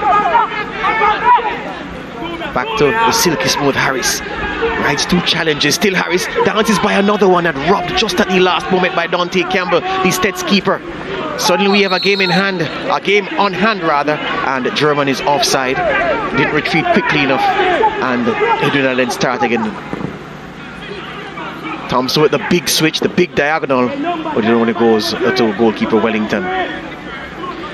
Well, you can pick any goalkeeper in world football, and from that range ask them to stop that effort that Brian blazed on goal just now, and they'd have said no thank you, sir. I think Wellington realized that he was in trouble. He was just trying to guess and go early, so he actually went to his left thinking that's where Brian was going to go. That was his only chance he felt he had from such close range. With that power behind it, you felt had he gone the right way, he probably still would have been late, George. Yeah, right on. Edwin Allen, we spoke about how slow they were building up in the first half, how deliberate they were with the ball without being precise. And they just quickened things up a bit, and something broke for them, and that caused the goal to Farrell Burton can be a little bit more comfortable now. Here's Harris. Ooh, bad foul there. Wild swing by Nigos Daly as Harris was getting away from him. Harris taking exception to the challenge and making Daly know. Referee Nemhard just has a word with the Stets winger. No ball there, and that's a yellow card for me. Most definitely, George. Nemhard doesn't book him though. You sure you didn't do a course in refereeing as well? You've made 2 good calls on these yellow There you cards. go. I'm too deep. I'm 2 good calls deep. I'm on song this afternoon, my friend. I wouldn't be surprised to see you in the middle of the second game. Jaheim Thomas has taken a strong interest in this free kick. Harris leaves the scene. Silky smooth has a very good accelerating in tight spaces. Jaheim Harris very deceptive as Thompson blast this one forward, and he hasn't found his range yet from free kick range so far, the number 16 for Edwin Allen. All his free kicks so far this afternoon have been non-threatening. Yeah, I was surprised there. I felt Harris or Henry might have been, but I guess on that occasion he wanted to try his luck again. I'm sure if we'll see him on another one, or if it was more central, maybe Harris or Henry would have gone for it. Bad kick out by Wellington. This is Henry, Richard Henry. Dribbles by Hendricks. Still Henry going. A battle of 2 strong men there, because although Richard Henry is tall and strong, muscular, Hendricks is also muscular, a little bit shorter than the big man for Edwin Allen. But yeah, Hendricks did well guys. Just now, you know, he went for a nibble, realized that he probably would have caught the player, and just checked himself and then went back for it and did well. All of a sudden Edwin Allen prompting the pace. Harris is corner near post. Clearance not. Curls it back in, and Wellington catches it easily. Stets Caught in a bit of a speed trap right now. Ooh, hard fall. Wow, hard fall there by Javon Thompson, going high and landing awkwardly. German looking up back for him. Not illegal. He was grabbing his shirt. Don't think Nemhard saw that, referee Nemhard, and that's what unbalanced Thompson, and that was a very hard fall. The kind of fall, I've had a couple of those, Dwight. You feel as if every organ in your body has been shaken, almost as if there's a blender inside your body when you fall. You're right with that one, George. Not the most pleasant experience to have, and the German has to be careful too. He's on a yellow card. Yes. So he wouldn't want to give referee Nemhard any cause to consider something else. Although he has been really generous so far this game, Nemhard, I guess he would say that he's just ensuring that he doesn't play You're too wide when we lose the ball in the midfield, right? The line is not organized. We have to organize that line better. You get what I'm saying? All right. So what I'm saying, if the ball comes to the person that you are marking, CEEN is like about 4 yards away. So just in case that guy win the ball, he can lay it off. I don't want that. I want CEEN closer. So if him lose, so if him lay it off.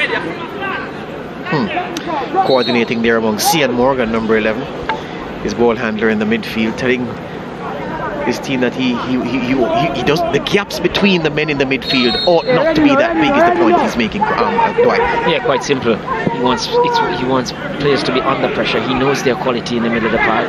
If you're about space and time, equal quality, and if you're a quality player, they hurt you. He knows what can happen. Jeffrey Henry beaten to it by Brian, but recovers well, Henry. Henry will concede a throw so his team can reset. Nothing wrong with that. And you see, George, with the ball in the attacking third for Edwin Allen, really unsettling the St. Elizabeth defense. It was too comfortable first half, as I said, far away from goal, passing slowly. That's where they want it. Even if they lump forward to get that second ball, it's in the attacking third they want it. Harris, lovely turn by him. The cross comes in. Oh, he hit the goalkeeper. Didn't know anything about it. Raheem Brown runs in deep to help his defense once again. Expertly done by the number 10, Migos Daly. The ball breaks for Miller. Forward to German. German's first touch for once isn't good though. And the Edwin Allen boys have it again. They've dominated this second half so far. A player is down for Edwin Allen, and that was called to the attention of the referee by the Edwin Allen bench.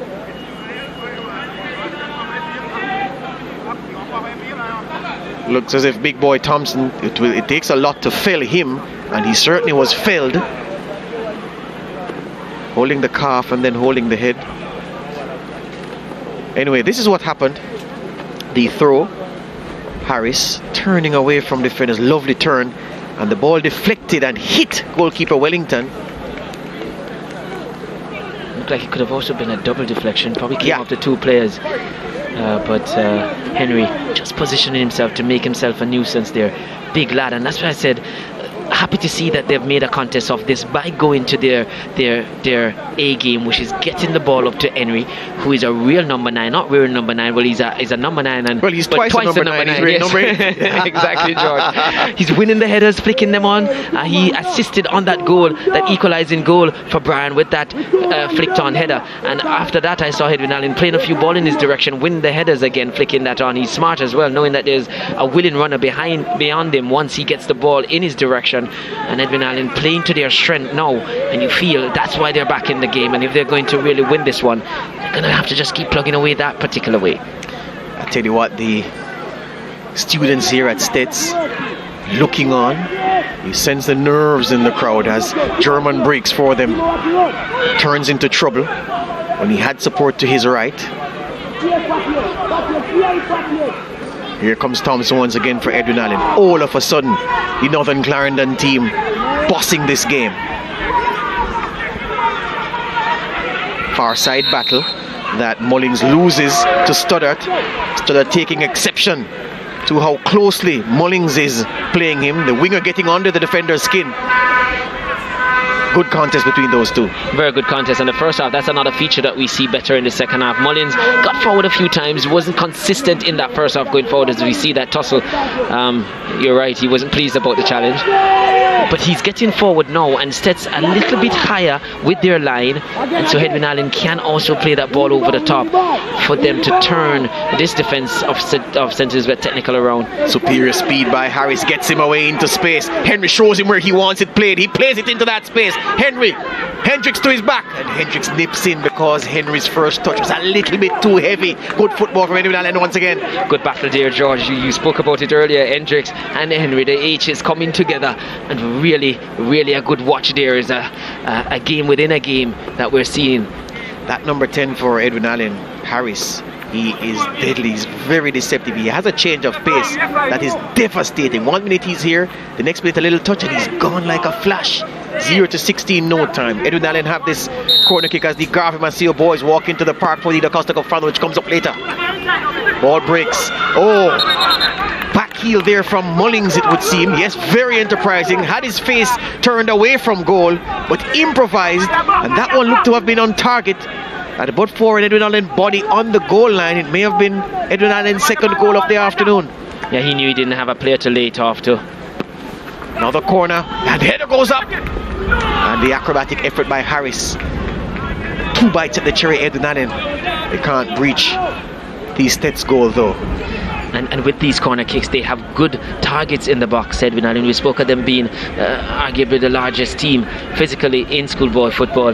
We see that one at the near post. Again, it's Henry who is making himself really a nuisance there. And as we saw there, it was Mullins who was trying to improvise and be creative. And again, it's a Edwin Allen player getting on the end of that one.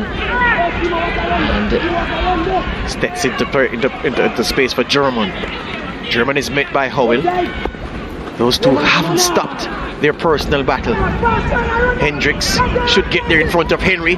No, he doesn't. Henry barrels through, and the referee says there was an infringement. May have been a handball by the big Edwin Allen, number 18, or offside. Was that the call? It looks like an offside. It was a free kick. It was offside because I didn't see the assistant referee. It couldn't have been offside because when the ball bounced, Hendricks turned to chase and he scored. So 2 men were between Henry and the ball. So it must have been a free kick.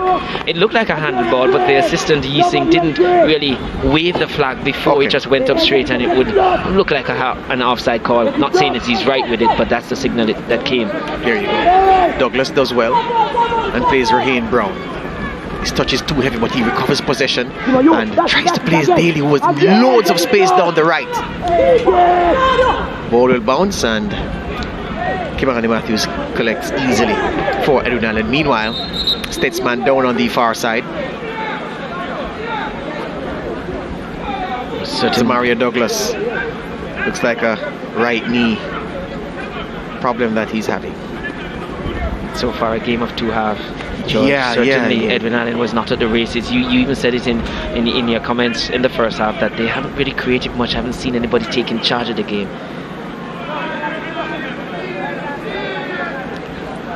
Douglas, for the schoolboys, nothing that a stretch and a little drip of iced water won't fix. He'll be back up and running in no time. And suddenly it's the home team that really needs to get a grip, because after going up, they didn't kick on, almost sleepwalked their way to halftime. It was easy for them because Edwin Allen was an inactive ingredient in the mix. But come the second half, the Northern Clarendon boys flew out the traps. And you know, perhaps if it was a scuffed finish, it wouldn't have energized them as much, Dwight. But because it was a cracking finish from inside the 18-yard box, all of a sudden, every Edwin Allen man suddenly felt 10 feet tall. That's a good point you make, George. Henry has Harris in support. Harris on the left foot. Harris scores the second for Edwin Allen.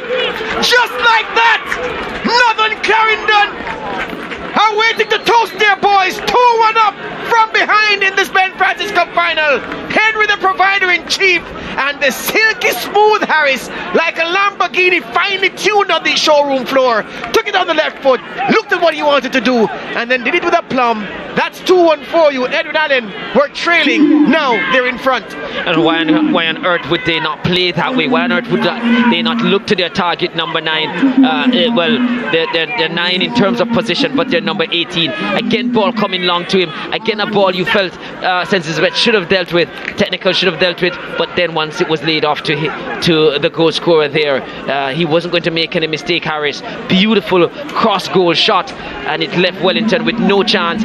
Covering, overcompensating at his near post, which you expect the goalkeeper to do, but expertly placed by Harris, and that's a beautiful goal. Again, playing route one, playing to their style. That's his 7th goal of the season, and certainly probably the most important one you'll feel for him. And as the scoreline suggests, it is Edwin Allen leading this one by 2-1, coming from behind. Yeah, Stets were down to 10 men when that happened, and because Mario Douglas was off the field. And I'm suggesting to you that Omar Crocodile Wedderburn, the Stets coach, has a small problem on his hands.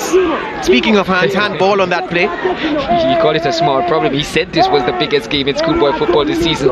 Don't talk about the Costa Cup, don't talk about Champions Cup. This is the game, he said. Well, he has he had some big calls to make, some big decision to make, because he's at home, as they say. And you did kill off that home advantage, George. There it is coming to the fore. No advantage for Stets here so far.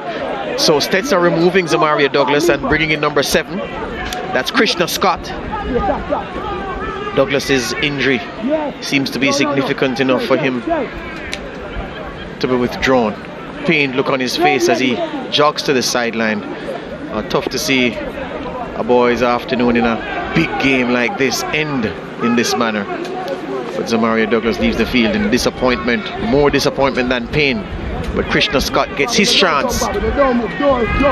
Krishna Scott gets his chance to stamp his authority. Well, basically that, to help his team in this game. Brown puts it into the mix. Cleared by the goal scorer Harris. The big man sprints to it. Henry, but doesn't get there. The question you asked, Dwight, where was this Edwin Allen in the first half? Here's Dante Campbell. Henry in the crosshairs, and the back pass is almost comical because the wind carried it just a touch. Campbell rehearsing what he should have done, but he gives away a corner. How much of that was because the big striker Henry was in his rear view mirror closing him down? It had everything to do with it, George. That's certainly the right way to look at it, and he has a big call to make. How does he deal with this ball playing upfield to Henry? Willing runner, but even the ones placed directly to him. Here is Henry bearing down, as you said, he could hear those footsteps. He's a big lad, so when he hits the turf, certainly it comes off with a good sound. Yeah, Dwight, there was some panic in that back pass. There was a lot of panic in that back pass. Anyway, Edwin Allen have a corner once again. They're hungry for more. Ball bounces once, diving header.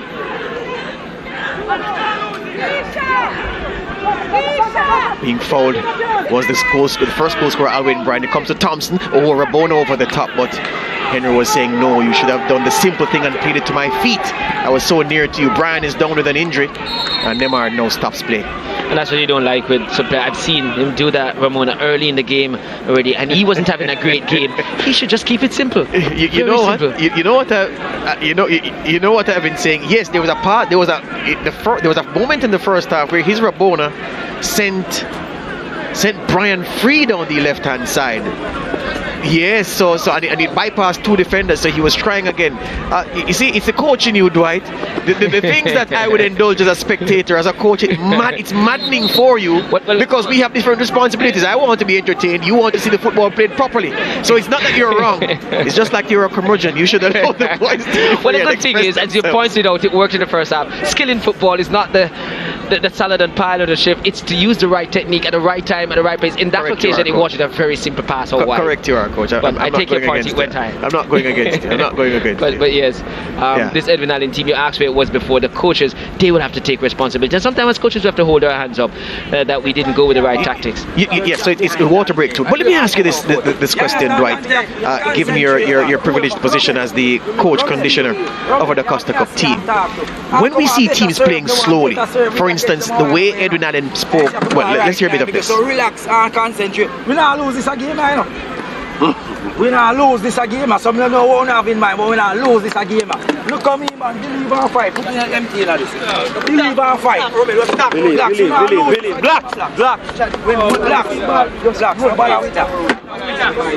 I'll make my point later, because talk to me about that message from the coach.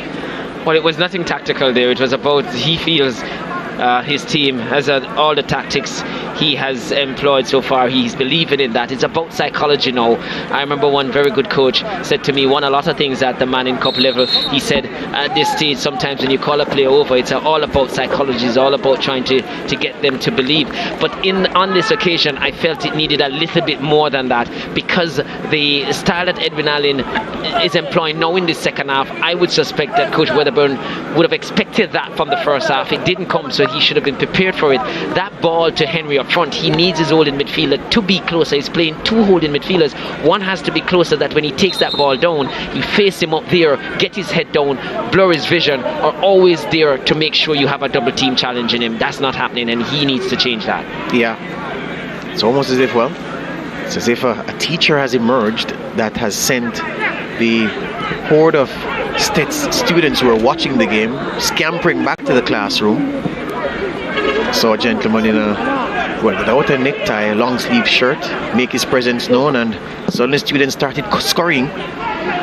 So no doubt an authority figure that perhaps didn't need to say a word. Just his appearance signaled the end of the afternoon for those unofficial spectators. Meanwhile, Edwin Allen continue where they left off. The impressive Harris clips it into space for Thompson. Good ball.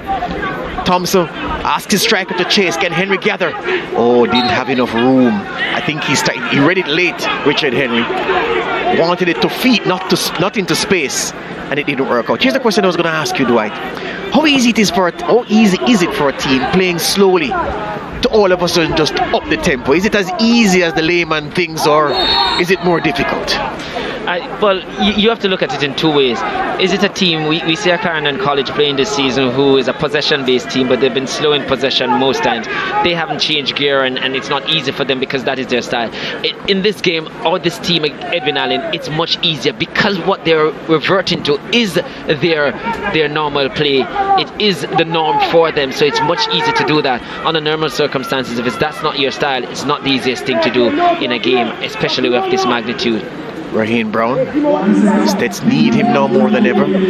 Dribbles past one challenge and tries to find Daly. But there's a problem here. There's a Kimona Ferron and stretching to knock that ball away from Daly. I saw him grab his right hamstring. Could be trouble for the young man here, beating the turf. And for his sake, I hope it's just a cramp that they can massage out. He takes on some fluids and then he'll be fine. But yeah, it just maybe a cramp, Dwight, from what I've seen here. So it's a little concern in there. But also, as you spoke about in terms of changing, that's what you want to, as we have a look here to see as he stretched there. Yeah, it's the right hamstring that he grabbed, not the stretching leg. The stretching leg, yeah. So the outstretched leg. But yeah, you're saying in terms of the change in statics, you do want to coach your teams so that they're versatile in terms of playing style. You talk about playing different formation. You also want to play different styles as well. And as a coach, preparing your team for the season, you always want to have one or two different styles in terms of what you go to, because you have different players who have different attributes. Get it up, get it up, get it up! Hey, step! Stoddard fires it low. Here's Harris. Gets there just in front of Miller. Anyway, Henry to Hendricks. Hendricks forward into space to Daly. Daly's been quiet in the second half. Works with Brown. Ooh, just took his eye off the ball for a minute, and that's where he lost possession. Henry wins it back though. Daly, his flick goes into touch. Yeah, I think that play with Brown there, he just thought of giving it to Daly. Saw that it probably wasn't going to be a good pass, but that looking up there with his vision just took the eye off the ball and it rolled away, and he couldn't get to effect that little draw to the left side to create the space he wanted to execute a shot, and we know he can use both feet. Yeah, the Stetsmen perhaps feeling like the children of Sisyphus at this moment.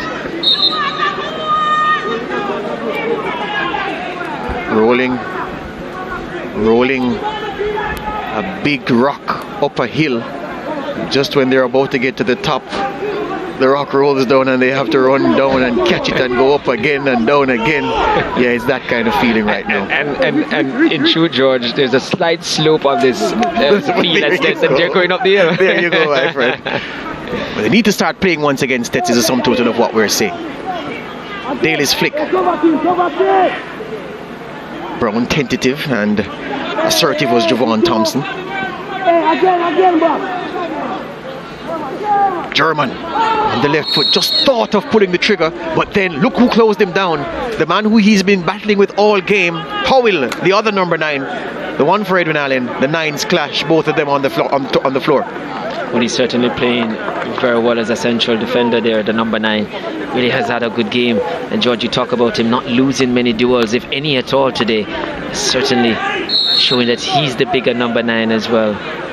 Yeah, you would expect. It's been a strange season for the players. No pre-season in real terms. So, not surprising. Henry catches that one on the big chest. And Brian battling with Henry. Still Brian. And it runs away from him behind for a goal kick. And we look at it and we speak about it, George, from up here in terms of dealing with that long ball to Henry as we see him going down. It looks like some cramps. And you talk about the pre-season or lot thereof. We saw early too in the season or in the games we've covered with St. Elizabeth, a lot of the attacking players were pulled off 70 minutes or 75 minutes. And Wedderburn, when I asked him about it, he said it's trying to keep them fresh because of the lack of that pre-season, the sharpness, the fitness level that's not there. And we tend to think that because they're children, I hate the word kids, but because they're children, that nothing will damage them, nothing will phase them. No, they have to be managed from that perspective. Anyway, Stets Edwin Allen looking to freshen things up, Dwight. They're preparing number 12 to come in, Kasif Jones. He plays at right back, so they're going to make a change in that position. Because the man who we saw stretch just now and injured his hamstring, Kimola Ferron, can't continue. He's helped his team into a 2-1 lead, and we'll be hoping desperately that his replacement Jones can maintain the lead all the way to the finish. Well, we see them looking to switch around because Ferron was in that left back position. We see Brian, first goal scorer, just dropping back to take up that position. And just a little shifting around here. Scott for Stets. Out to Douglas, to Daly, beg your pardon. The pass is too heavy. It's not quite rolling for Stets. Wedderburn must roll his best dice to try to get back into this contest. Miller. How many passing options does he have? Many. Uses Scott. Oh, Scott can't beat Harris. Good option there to Scott. Scott just need to play a very good pass and a little rounder there, and he would have been out of the little tight area. Here's Thompson over the top, asking Mullings to renew his battle with Stoddart. But the ball is into touch, and the referee indicates it's a throw to Edwin Allen. I thought it was a Stets throw, so too did the Stets man Stoddart on that far side. Edwin Allen in no rush to take this throw. And why would they be? Why should they be? 77th minute, they have a 2-1 lead on the home ground of their rivals today. They're going to play this game at their own pace. Henry takes down that barrel chest, kills it first time. Robbed off it though. Oh, lovely turn through crowd by Thompson. And the new man Jones is beaten to it. And here comes Stets on the counter attack. Smith to Daly. Smith trying to find Brown. Brown. Change of pace and bursts clear down the left hand side. Still Rohane Brown. Loses the handle on the dribble though. The Stets bench bowling for handball. Referee ignoring them. And Thompson, bad pass by Thompson because there was space for Harris to run into. Stets take possession once again. foul on the, well, just outside the 18-yard box, and a free kick for the boys in blue and yellow and gold. Yeah, St. Elizabeth Technical seemingly coming to life there in terms of putting some pressure.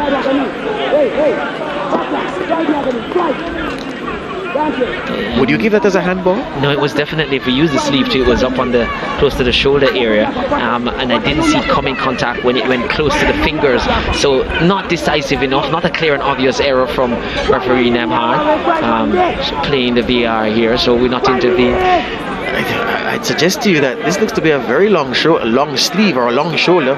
It goes up. You know what? I think yeah, but I think there was there's no way I'd give that as a handball. No, not at all. I could probably go into that VAR box someday. Yes, the human VAR, Dwight Jeremiah. All right, this is dangerous though, because Tets have technicians who can find the target from this range.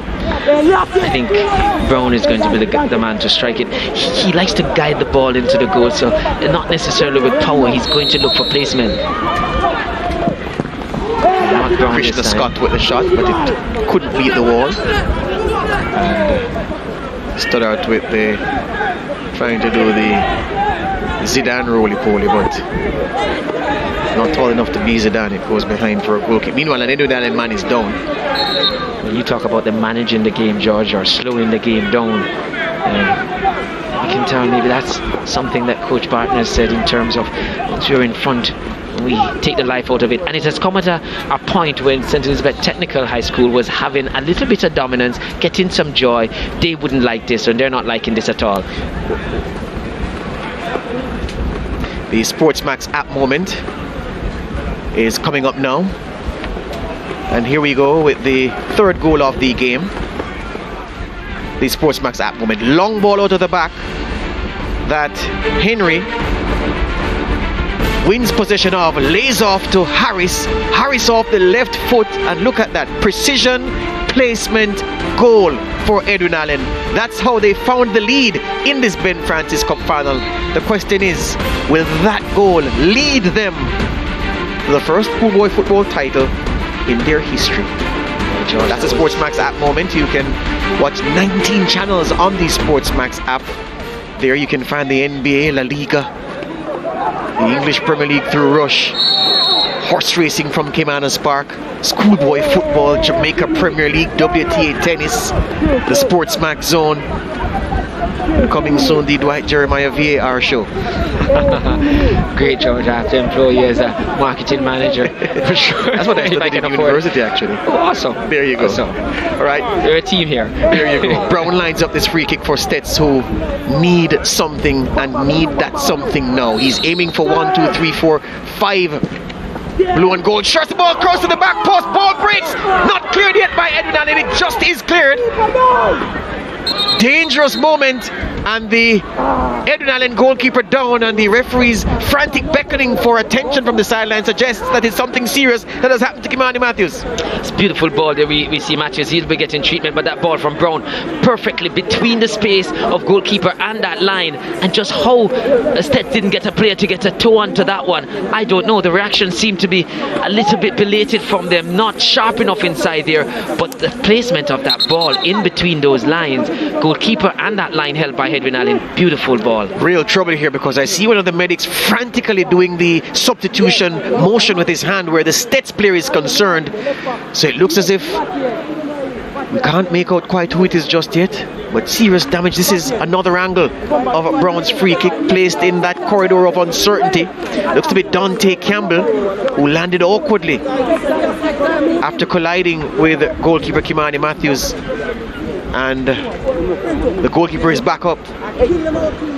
Believe me, he won't be feeling pain at this time. His team is leading in the first major final, first chance to win a schoolboy football title. It will have to take him to be run over by a Freightliner for him to leave this game.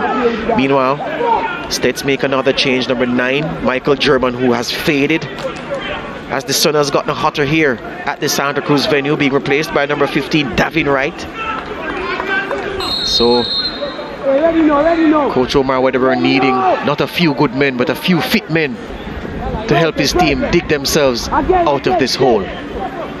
Here is Brown. Oh, that's an uncharacteristic. Passes it straight to a blue shirt. Wellington now the goalkeeper for Stets. Oh, a bad touch, man. Closed down by Henry. And all he could do was put it into touch again. The Stets, the Edwin Allen front man, making life hard for the Stets players. I think just the presence of him bearing down to close down Wellington frightens him. I tell you what, George, a little story about Henry. One of my players went up to put some pressure on him from behind in a game we played against him. He said, Coach, when I went up, I couldn't see anything in front of me. Henry after chase once again. Dante Campbell, nice touch by the Stets skipper. Krishna Scott in midfield. This is Miller now. Stets need to hurry it up. They need to get it going. Meanwhile, the Edwin Allen man has been on the ground for the last minute, ignored by the referee. And the ball breaks. At the goal! It's into the back of the net. The substitute! His first touch of the football, David Wright, has headed that ball in. No authority shown by the Edwin Allen defenders, neither the goalkeeper. And David Wright steals in to steal an equalizer. Can Stets steal this trophy from Edwin Allen? Well, give this man a lot of credit. Yes, it was a forced substitution, but I'll give him credit that he picked the right person. Maybe it's life for life, but forced upon him. And how this one has come, a long ball upfield, and Edwin Allen for once didn't deal with it. The man that we've heaped some praise on there got under it and didn't deal with it well. Their number 9 Howell, and the substitute was happy to receive that gift. And Wright was in the right place to receive that one, and the right contact he made on that one, a looping header, and the goalkeeper scuffling for all his work, couldn't get across to pick that one out. Edwin Allen won't be pleased because they had a player down, but did they get possession and had an opportunity to pass it out? And because it wasn't a head injury, then referee Nemhard wasn't obliged to stop the play, and certainly St. Elizabeth Technical High School here will take that, and the substitute with a golden touch, George. Yeah, CEEN Morgan, the man who was down, I too had eyes on him and then turned to the action, but it was the substitute Kosif Jones who was victimized there by David Wright's jump, because Wright had a forearm to vault himself up, had a little elevation of Kosif Jones's back, and Jones was immediately under the ball. That's why Howell didn't go across to clear his lines. He was depending on Jones to do the clearing. As we see Harris trying to, from the kickoff, surprise the goalkeeper Wellington. It goes behind. Stets needed something. The substitute, his very first touch of the ball was to head it into the net. Edwin Allen will be very, very disappointed with that equalizer that they conceded. As we hear the stadium announcer calling for the ambulance, it seems as if the Stets man who came off with the injury, German, needs some urgent medical attention of the kind only a hospital can give. Let's hope it's not too serious. Henry turns. Henry drives into the 18-yard box, can't keep the ball in. Did he win a corner kick? The referee says no. Ball didn't go out. Yeah, he just kept it in, and we hope that the German will be alright. He's a lovely player, good technician, good touch of the ball. You spoke about those awkward fall, George, in the first half, about like a blender in your body. Whatever happened there certainly was harsh. Into space for David Wright. Howell sprinting. Wright falls, lost his balance there. And actually the man covering was Javon Thompson, doing very well for Edwin Allen. So Wedderburn gambled, he rolled the dice, he came up with something. Now it's a chance, now it's a time rather for Burton to see what he can pluck from his bench to change the course of this game. And I want to just point out something, George. We've seen 4 goals here, and for all the talk, and I myself as one of those players who love to see beautiful football in a passing game, those 4 goals started with route 1 long balls played upfield into the final third. Absolutely so. Number 17 coming in for Edwin Allen, Clayton Peck. We'll tell you who he'll replace in short order. So Clayton Peck, number 17. Wedderburn has found the equalizer. His message in the last water break was simple: we're not losing this game, so I don't know why you all are panicking. Just play football. And CEEN Morgan, number 11, comes out, and I'll tell you what, CEEN Morgan was the man who was down on the field for Edwin Allen for about a minute, while Veralton Nemhard who deemed that, look, there was no head injury, so I'm not obliged to stop the game for you. So his team was short-handed defending, and meanwhile he was down. Stets were scoring. This is Henry into the path of Howell, who was burst up from his defensive position. Dante Campbell's sliding tackle just knocked it away, and his central defensive partner Hendricks coming across to clean up. The crowd loving that here at the Stets ground. Peck, leggy individual, the number 17 who has just come in for Edwin Allen. Good challenge from him. Brian to Thompson. Thompson to Howell. Howell has now advanced to join the attack. I think a reshape there. Jones has gone into the central part of defense for Edwin Allen. They did bring back their number 8 Brian, their first goal scorer, to play left back. So what it has done is to free up Howell now to go on the left attacking side of the 3 behind Henry. Harris! Harris! What a strike from Jaheim Harris! The magical number 10 danced around one challenge and then rifled it with the left foot. Oh my days! That's a cracking goal, and if it wins this final, it will be worthy of that distinction. George, we spoke about them not shooting from distance in open play, not getting the time in the first half to do so. We spoke about him as one of the players, Harris, along with Henry, who will shoot from open play. That's the first opportunity he has gotten. We saw German taking him down in the first half, not allowing him that space. He got this one. That was a cracker of a shot. And you talk about a goal that no goalkeeper will save. That's one that I bet against anyone at any level. Goalkeepers getting close to that one. Always going away from Wellington. Never going to get to that one. As elegant as a ballroom dancer, Jaheim Harris, he just sashayed away from the challenge by Chadwick Hendricks, and before the challenges could come in, he rifled that with the left foot, falling away as he made contact with that strike. It was hard, it was true, and goalkeeper Wellington knew nothing about it. That's 3-2. Edwin Allen have their noses in front once again.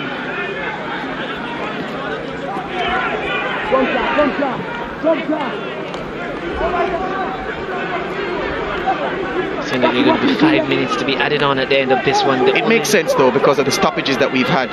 Think about the stoppages in the second half. Anyway, we're not done yet, it doesn't seem. Here's Brian, cautiously breaking, waiting for his striker to give him the right run, and he's robbed by Dante Campbell, to the frustration of his striker Henry.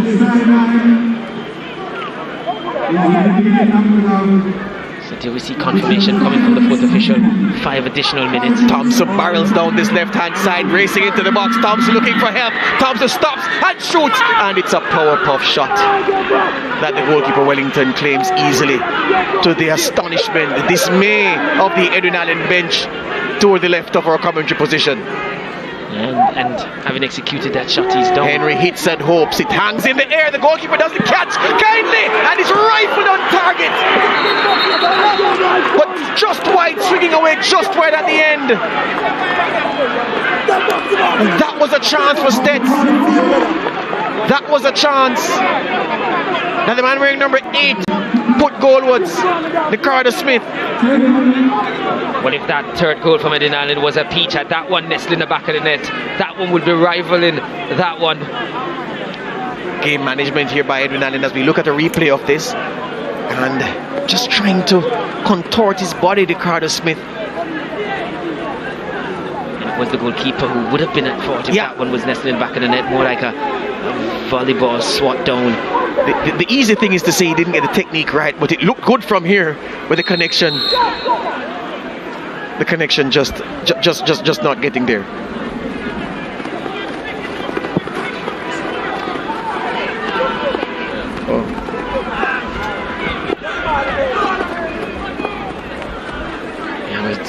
Stets now trying to find a way, you feel, to send this to penalty, because that's what you think. This Edwin Allen team seem to be so determined to get their first schoolboy football title.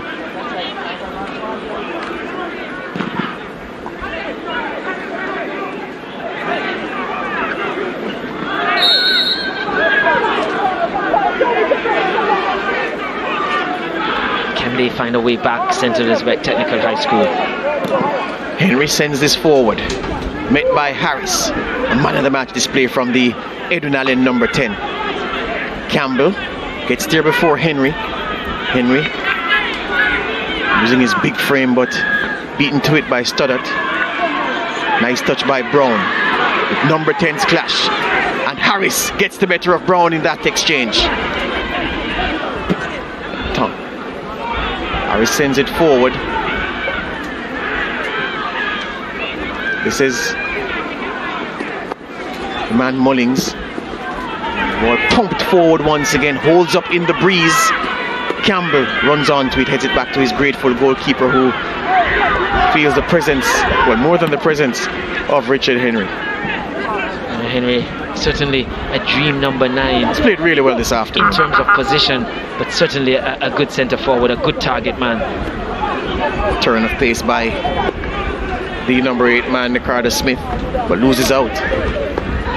Steds do not have much time. A puff of the cheeks from Dante Campbell, the captain. He needs to dig deeper. His team needs to dig deeper. 95 minutes approach, and they're behind on their home patch. Is this Ben Francis Cup going to be denied them by a top performance from this Edwin Allen team this afternoon? It's one thing to lose, it's another thing to lose a final on your home patch. Stoddart fires this one into the 18-yard box, but it doesn't go to a teammate. Campbell once again in the back, being closed down by Peck. Henry now for Stets, building from the back once again. Krishna Scott fires this one forward. Clearance there into the face of Brown, and Brown is hurt for the minute. I think he'll feel more pain if the final whistle goes and the scoreline is the same. The Stets creator-in-chief. And if it were to end this way and Coach Wedderburn to be asked the question, where did he lose this game or where did his team lose the game, you feel, George, is what you spoke about in the first half. The fact that when they scored the goal, they didn't kick on. And Edwin Allen was blunt up front, wasn't really offering much resistance, and they didn't really take the opportunities. Davin Wright, man who scored the equalizer, his pass just finds its way here to Thompson. Thompson with a shot, blocked. Harris, anywhere will do. These Stets boys watching the clock like the rabbit in a distance race where the runners are looking to see if they're on world record pace. It doesn't matter. The Edwin Allen boys run onto the pitch. They flood the ground here at the St. Elizabeth Technical High School field in Santa Cruz. They are Ben Francis Cup champions for the 2021-22 schoolboy football season. The first schoolboy football title in their history. Their girls have made them sporting famous, but this afternoon their boys have put them on the map.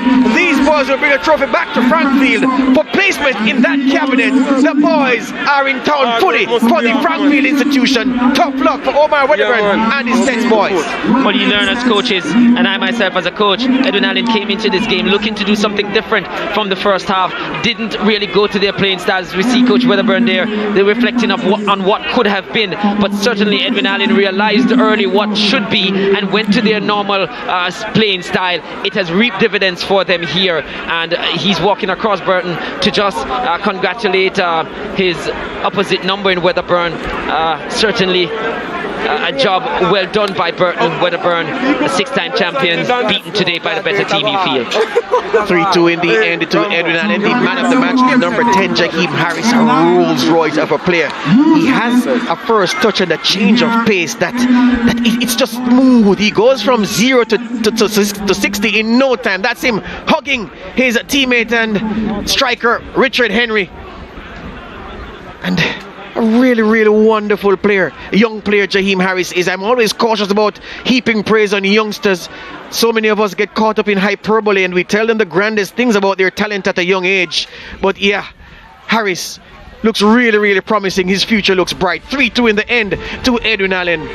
The Clarendon College, they're the victors, so they take the spoils. Let's look back at highlights now of how they won the Ben Francis Cup title for this season. Geralton Nemhard sent them on the way under the Hudson in the 16th minute. Rahane Brown, defending the Stets creator, back in defense, fires this one upfield. It moves from German to Douglas, then it will find its way at the feet of Nikos Daly. One touch, bang! It's a dribbling goal. It's a slow dribble, just rolling by the goalkeeper. It was a bit of a scuffed shot, but it was all that was needed to just drift it away from Kimani Matthews between the Edwin Allen goal, between the sticks for Edwin Allen, and that's how they went in front Stets in minute number 16. And then the equalizer just after the interval. Howell pumps it forward. Henry, excellent centre forward play, and Brian, first shot is blocked, and then look at the hammer that he drops for the equalizer. Pick that one out. Rommel Wellington, the goalkeeper for Stets, he can't. It was pasted, stapled into the top right hand corner. Another replay. Centre forward, midfielder running on, battling, and then bang! The defense breached. He points to the crest. This is why we're here. This is why we're hot.